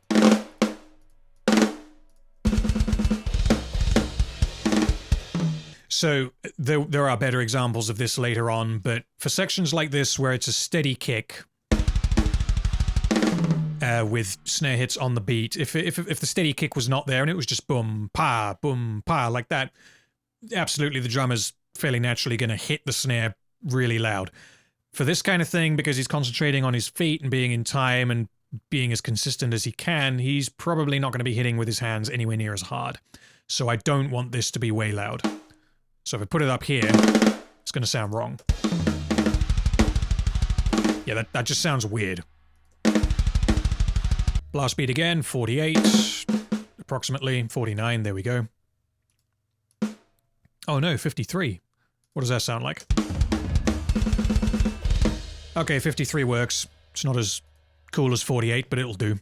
Okay, so this is kind of the beatdown section. So we do have some ghosts, but for the big snare hits that are on the beat, they're going to be loud. So we pump them all the way, well, all the way up. We pump them way up.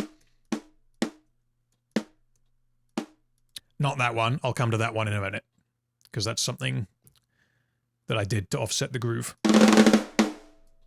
So what is that? 1, 2, 3. That's pretty high.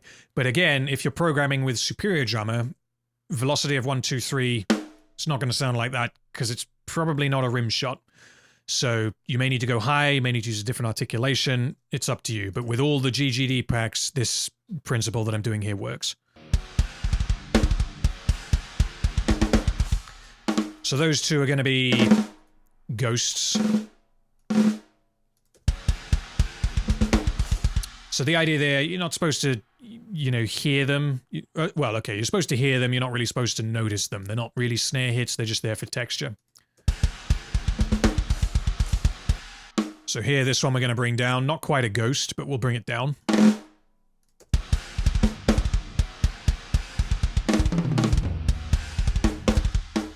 Same thing here.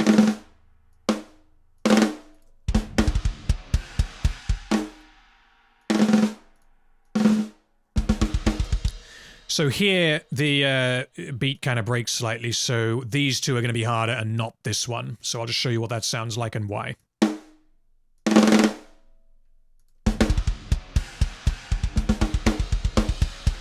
So rather than the accent being here, it's offset by an eighth note.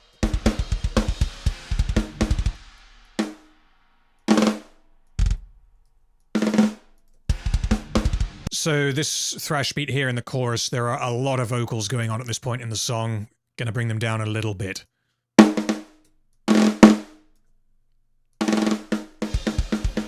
So it's kind of a songwriting choice as opposed to a physical limitation choice here.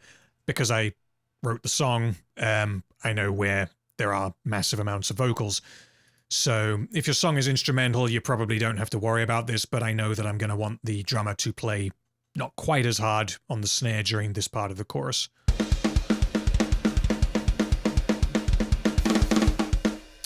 So then these quick bursts where he's going hat and then 3 on the snare. So he's going hat with his right and then left, right, left. So the pattern is still right, left, right, left, right, left, right, left, like any kind of standard drum fill. But the snares need to come way down.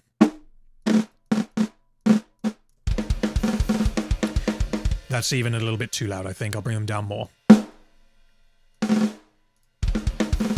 So then this second half of the chorus, more ghosts like in the breakdown, a couple of snare roughs, which give a nice, again, texture.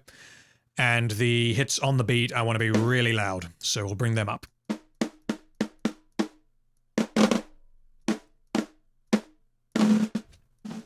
So snare roughs I usually leave at whatever I've set them at because, of course, is a lot quieter than a regular snare hit. So if you bring them down too much, you're just not going to even hear them. So I generally leave them where they are.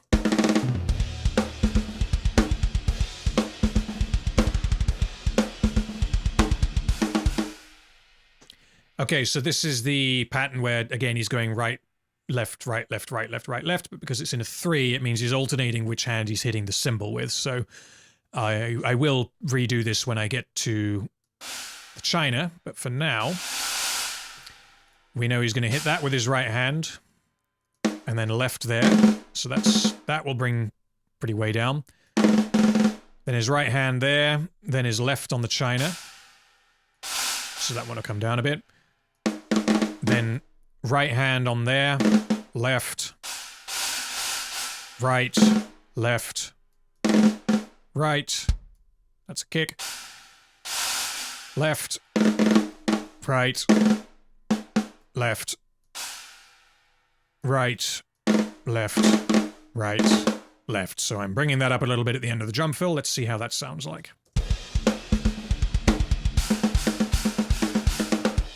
There we go. So that just sounds so much better than flatlining it or using random velocities, because that sounds like something a drummer might actually play. I am going to bring those two down a little bit.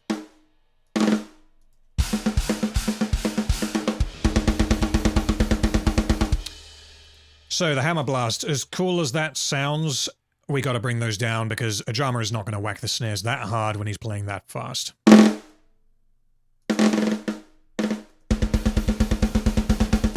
So even that sounds a little bit too loud, but something that we can do, because if you physically think about the mechanics of a hammer blast, you're probably going to be hitting not as hard every other hit. So we can try and add in that variation here. Doesn't need to be a huge amount, but just enough to hear it.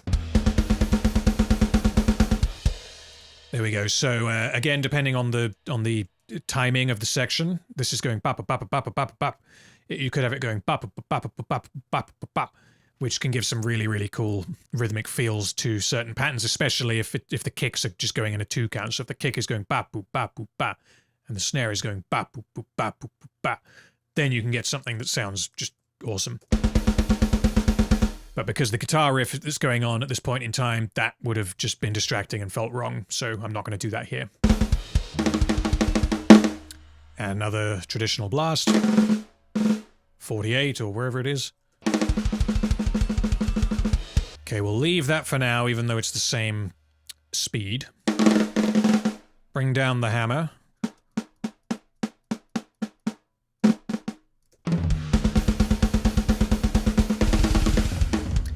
Okay, so because the beat changes here, I'm actually going to bring these velocities down a little bit on the last couple of hits.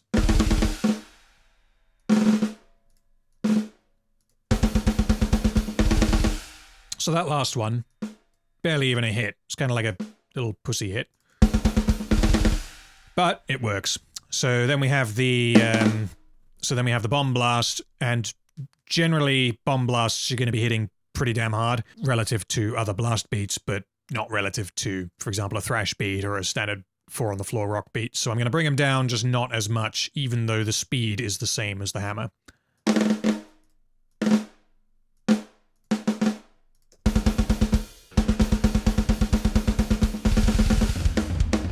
There we go. Now we'll keep going into the breakdown. So these are going to be hit really hard. And then we get to do our first flams.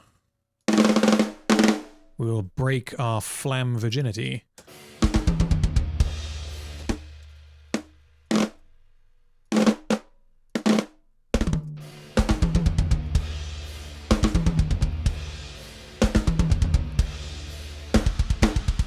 These ones I'll do with the toms. So flams. Something that Joey Sturgis is one to name. He has the hardest hit of the 2 flams first. So he goes... Flam is when you're hitting basically the drum at the same time, kind of, with both hands. So he has the first hit louder, which is not how a drummer would play it. They would play it with the left hand going harder, or the second hand going harder, depending on which hand they're using. The resulting sound is different. There isn't a right way to do it, but I'm going to do the opposite of what I've done here because I'm going for natural. So that's how Joey would do it. unless he's changed his technique. This is how most drummers would play it. And I just think that sounds better, so that's how I'm going to keep it. Okay, now these hits sound really weak. This is the breakdown. We do not want weak hits. So the reason I know which hits I'm getting is firstly because I know the song, but also because I know that the accent is on every half bar. So 1, 2, hit, 2, 1, 2, hit, 2. So everything else in here is just ghost notes, accents, that kind of thing, which I do not want to bring up in level.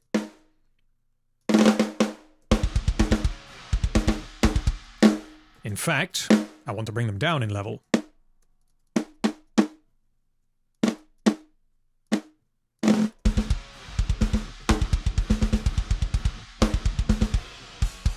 Okay, so this for this section of the breakdown, it changes feel and the drummer moves over to the right. So these interval bits on the snare, they're not quite going to be ghost notes. I'm going to have them hitting a little bit harder than in the previous section.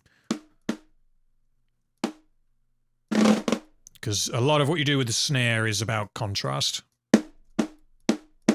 Which is why rules, as I referred to them earlier, and cheat sheets will only get you so far.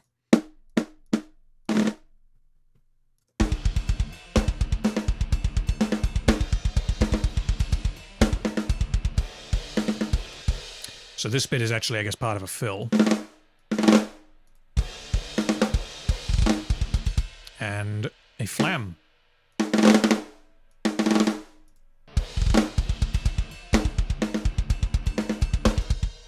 So I'm actually going to bring down the second of these hits.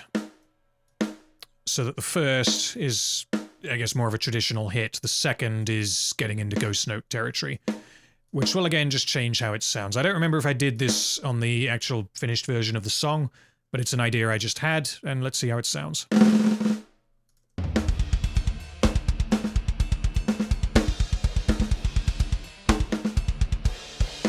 Yep, like how that sounds a lot. Okay, guitar solos. So here we have the option of deciding, do we want the accent to be on the beat or off the beat? And I will demonstrate both. So on the beat sounds like this.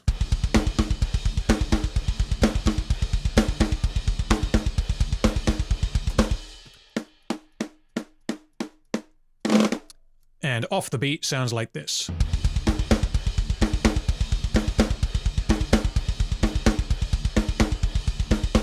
So I prefer on the beat because I want to keep it fairly simple, as it is during the guitar solo, so I don't want to distract anything. Because guitarist has to have his moment, especially when that guitarist is me.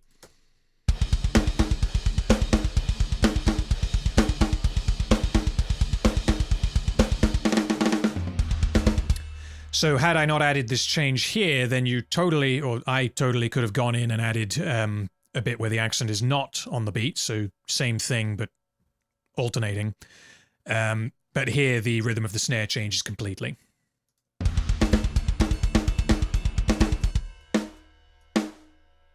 So to me, those are the naturally going to be the big hits. And then the 1, 2, 3, they're going to be harder, but not as hard.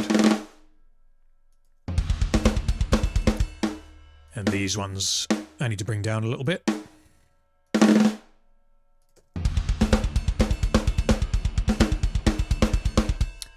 So let's bring down the third one as well.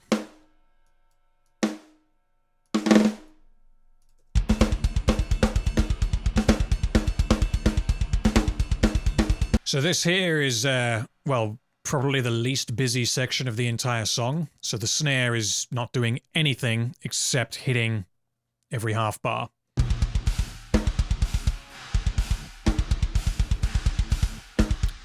So you know what that means? 48. No, I'm joking. Stick them way up because the drummer is gonna hammer the hell out of the snare during this part.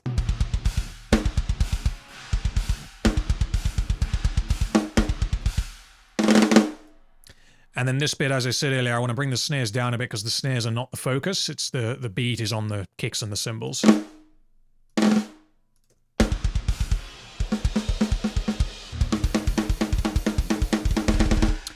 So here then we have a snare hit on the left hand leading into a blast, so this hit is not going to be as loud as the others.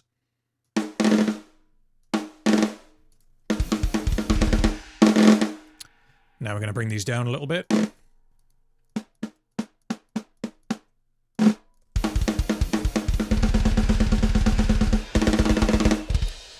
Okay, now this is the gravity blast, and these are going to come way, way, way, way down. That might even be too loud. Let's have a listen. That's actually not quite loud enough. I was wrong.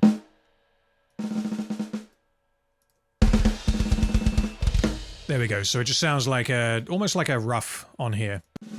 Like one of those. Which I guess you could program it like that, but I didn't.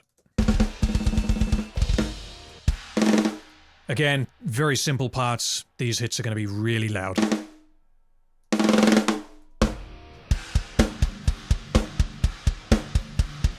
Okay, now it's tom time. Just before I do toms, a quick recap. So, bear in mind tempo, because the velocities that I'm using here are only strictly applicable to this song.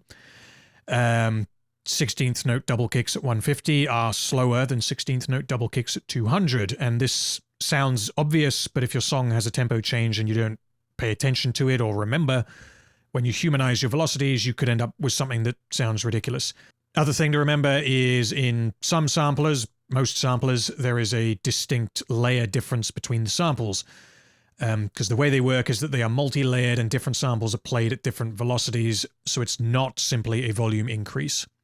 So it's important that you know where these layer changes occur, because if you're not sure and you decide to set your kick or your snare between, for example, 110 and 120, but you don't realize that notes 118, 119, and 120 are super, super hard kicks where the drummer is burying the beater, that means that 20% of your kick hits in that section are going to sound significantly different to the rest, which will sound completely unnatural.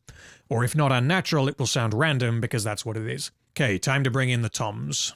So my rule set for toms, and with toms, the only reason I'm using this rule set here is because there's a lot of toms in this song.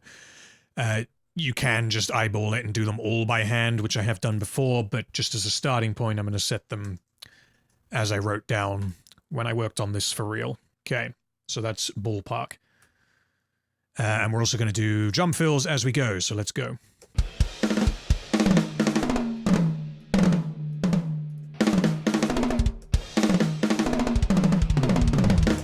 Yeah, so these toms do sound a bit too loud here, especially for this tempo, so I am just going to drag them down.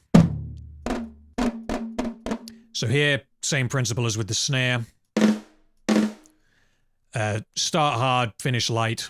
Here it's less of an issue because you got the drummer has the kicks to break up the sections, so they can absolutely go ba-ba-da-bum, ba-ba-da-bum, ba-bum, ba-bum, psh, without laying off too much on how hard they're hitting the drums.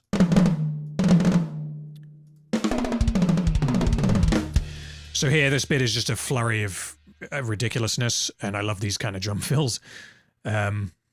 So right, left, right, left, right, left, right, left. Right is harder than left, but not by too much.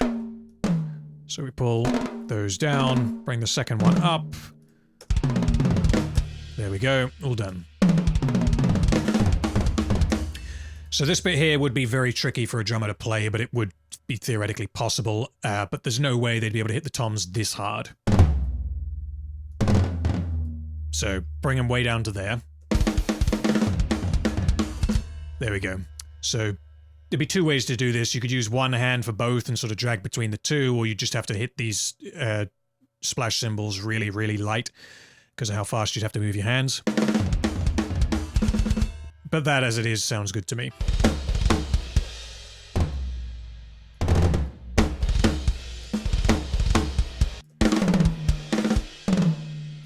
So for fast fills, where the drummer is transitioning between two different drums, so in this case you've got 4 hits on the snare and then 4 on the tom.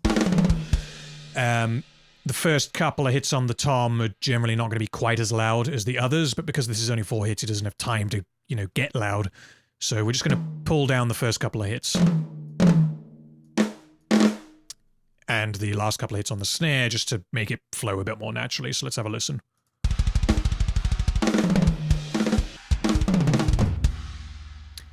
Okay, so this kind of thing here is, I guess, a traditional metal drum fill where you got everything's just in pairs, but quickly, like that. So, yep, left hand is going to be weaker than the right hand. So for starting point, pull down the second of every pair.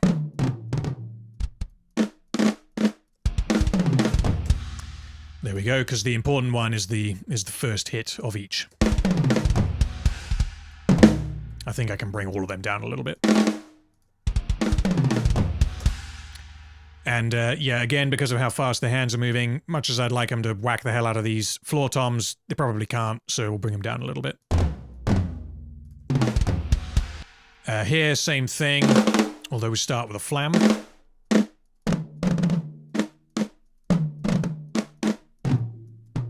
So end of the drum fill, kind of tail off a little bit because he knows he's got to move over here to the hi-hat with his right hand, which is what he's using for this hit here. So for these kind of fills that, I guess, start before the start of the bar, I like to have the drummer sort of build into it, so you'll see what I mean here.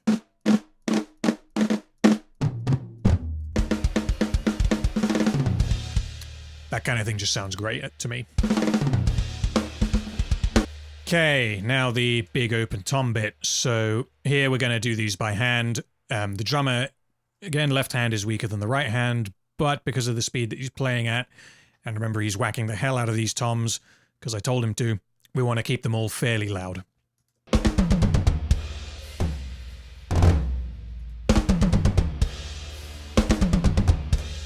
Actually just bringing up the floor tom here. That's all that I think really needs doing for this bit.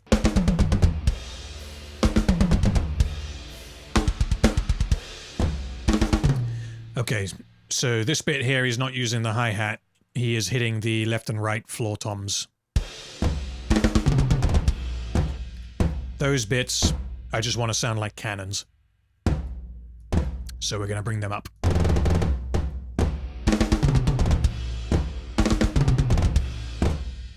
Okay, now for the actual fill itself, which is the same thing 3 times, it's just going... The quick bits are not going to be hit as hard, which should be fairly self-explanatory. So the hardest hit in this group of 4 notes, the bum-bum-bum, is going to be this one, the third, usually. Can, of course, mix it up.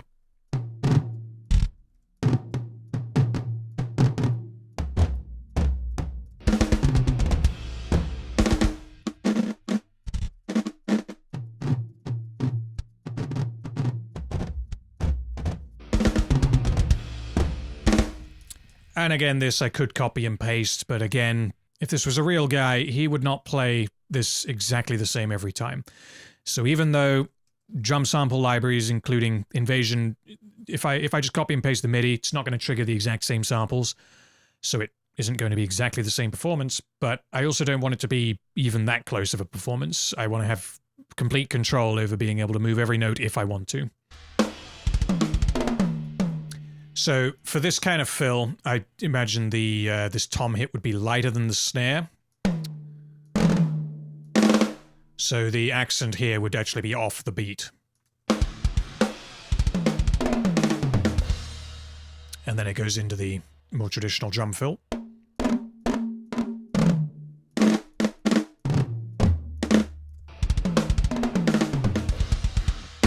So that I went a bit too light. I'm going to bring that up.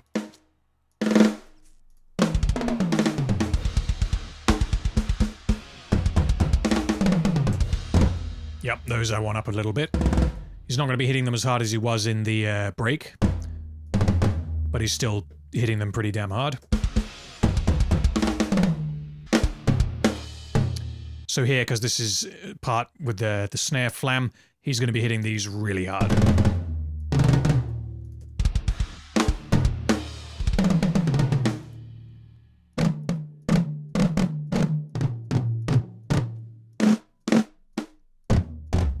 So this bit, I can't really explain why I did what I did. I just kind of imagined how I might play it. So just on the table, or I mean, sometimes I use pencils. I don't have them to hand at the moment. Just play it out. And if, again, you're not a drummer, slow it down. So ba-ba-bum, bum, bum, ba-ba-bum, bum, ba-ba-bum, bum, bum, bum. Like that.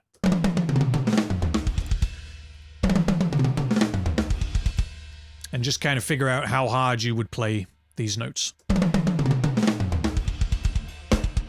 Okay, so this is the fast 30-second note fill between the snare and the toms. These are not going to be anywhere near as hard as this, because that just sounds machine gunny. So we're going to pull them down.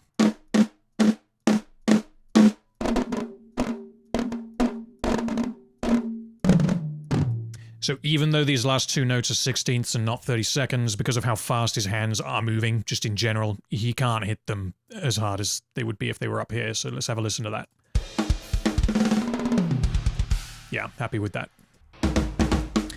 So for bits like this, you have a choice. You can either just leave them semi-flat like that, or you can have them go ba-boom, ba-boom, or ba-ba, ba-ba. So we'll see what works best. So I like that. Let's try the opposite. No, first one sounded better, definitely. So we're going to bring up these second two, bring down the first two. So the accent is on the second hit. So this bit is triplets on the toms, so I kind of want it to build up and have the accent be on the fourth note.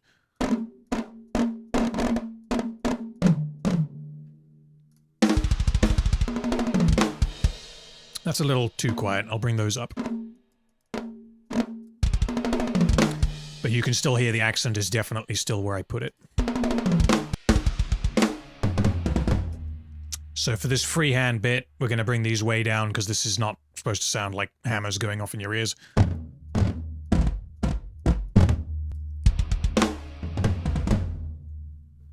Yeah, happy with that. Okay, now time to move on to the cymbals. So as before, we're going to apply broad humanizing to them, and then we're going to adjust them section by section.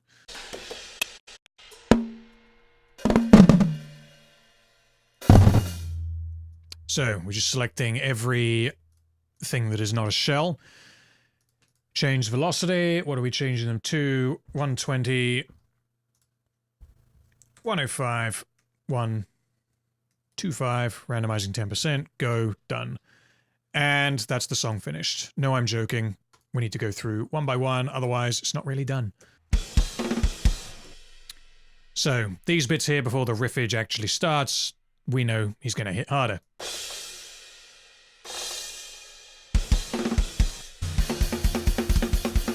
So hi-hats I like to bring down a fair bit because they're naturally a very loud drum anyway.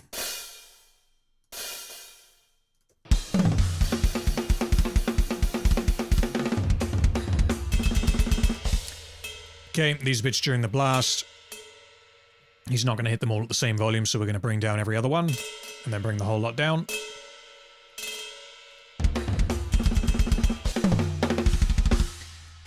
Chinas, usually when they're used, they get smacked to hell, so we can bring those up. It's almost always appropriate to smack them to hell. Okay, so for slower bits like this, the drummer is obviously not doing quite as much with his right hand, which means that he will be hitting these cymbals harder, so we can bring them all up.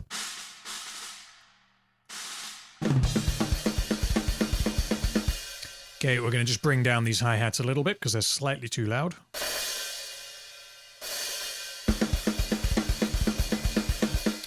Yep, they're still too loud, partly because they're very widely open, so they just kind of cake the whole thing in hi-hatness, which I don't really want here.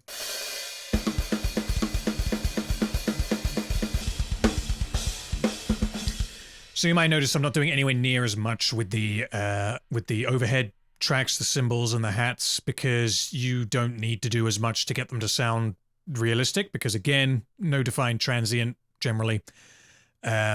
So the main thing is to just think about roughly how hard they would hit for each section, and then blanket them, bring them up, bring them down a little bit, that's it. So you'll rarely be doing anything particularly intricate with the overheads. The one exception to this I've found is the hi-hat, because there are so many different articulations, you really can spend all day on a hi-hat, because a well-humanized hi-hat just sounds incredible.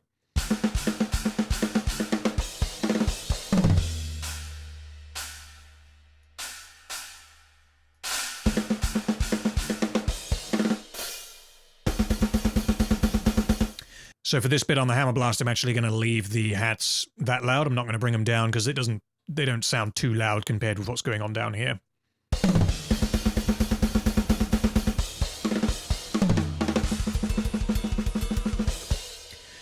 So here during the blast, we got the ride and the ride bells. So the ride I'm going to bring down a little bit because I want the accent to be on the beat.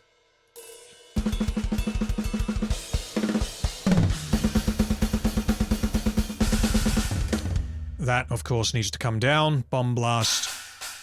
Bring the cymbals, the China cymbals, way down. Even lower than that, I think.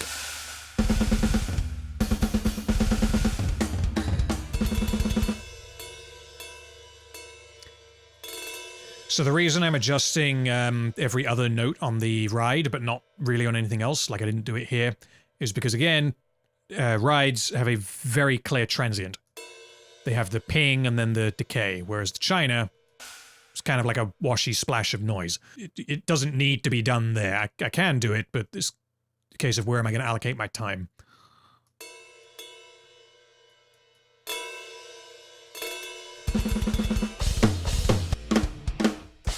So breakdown, usually on the China. This is no exception. Bring them up.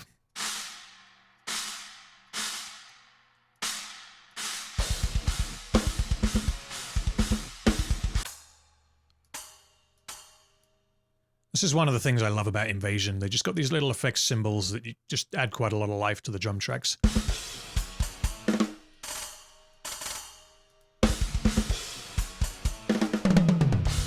So something you can do, which I'm not going to do here because I don't think it needs it, but if you listen to this beat again.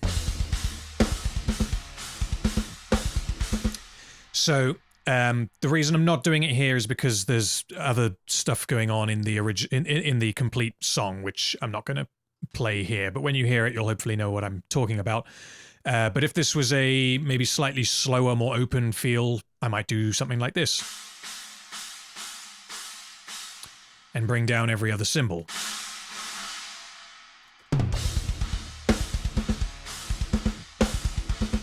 So a lot of the time, drummers will do this. Doesn't sound right for this section, which is why I'm not doing it here.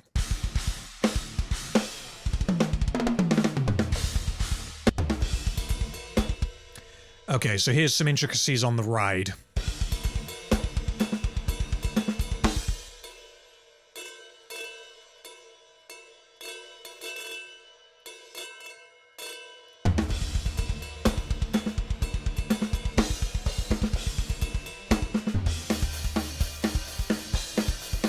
Okay, this is the more traditional rock beat here. So we're using two different hi-hat articulations. And because of the speed, it kind of just sounds like a wash of hi-hat. Can't tell that he's alternating between the two. So we just want to kind of bring those down a little bit and maybe bring these ones down a little bit more. Because if you think about how a drummer would really play this with his right hand, he's going to hit harder on these notes.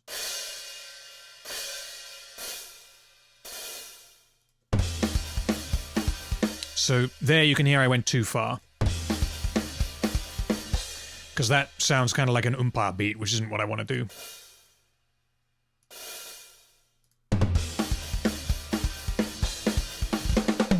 Yeah, that's a little bit more subtle. Here's some more intricacies on the ride.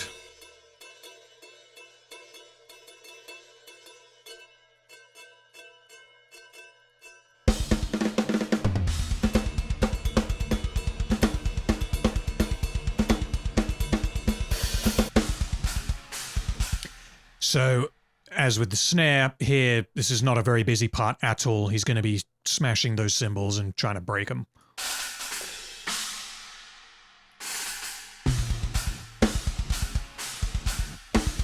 So here is actually a good example because of how the part sounds and where the China cymbals are placed.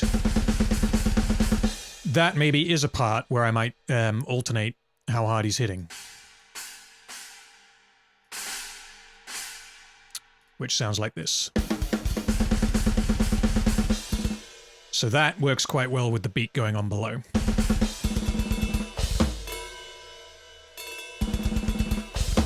So here the left hand is accenting on the hi-hat, and that I want to bring down a little bit because it's not supposed to be too distracting.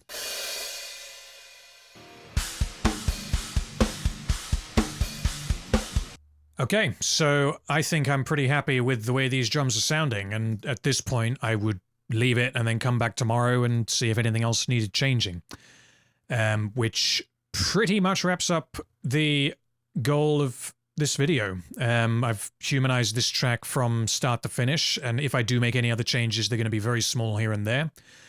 And I hope this really has demonstrated that this does take a lot of time to get this kind of result, but that it's actually not very difficult, and, you know, if you can do it once, you can do it 20 more times, and then you'll be able to do it so much quicker.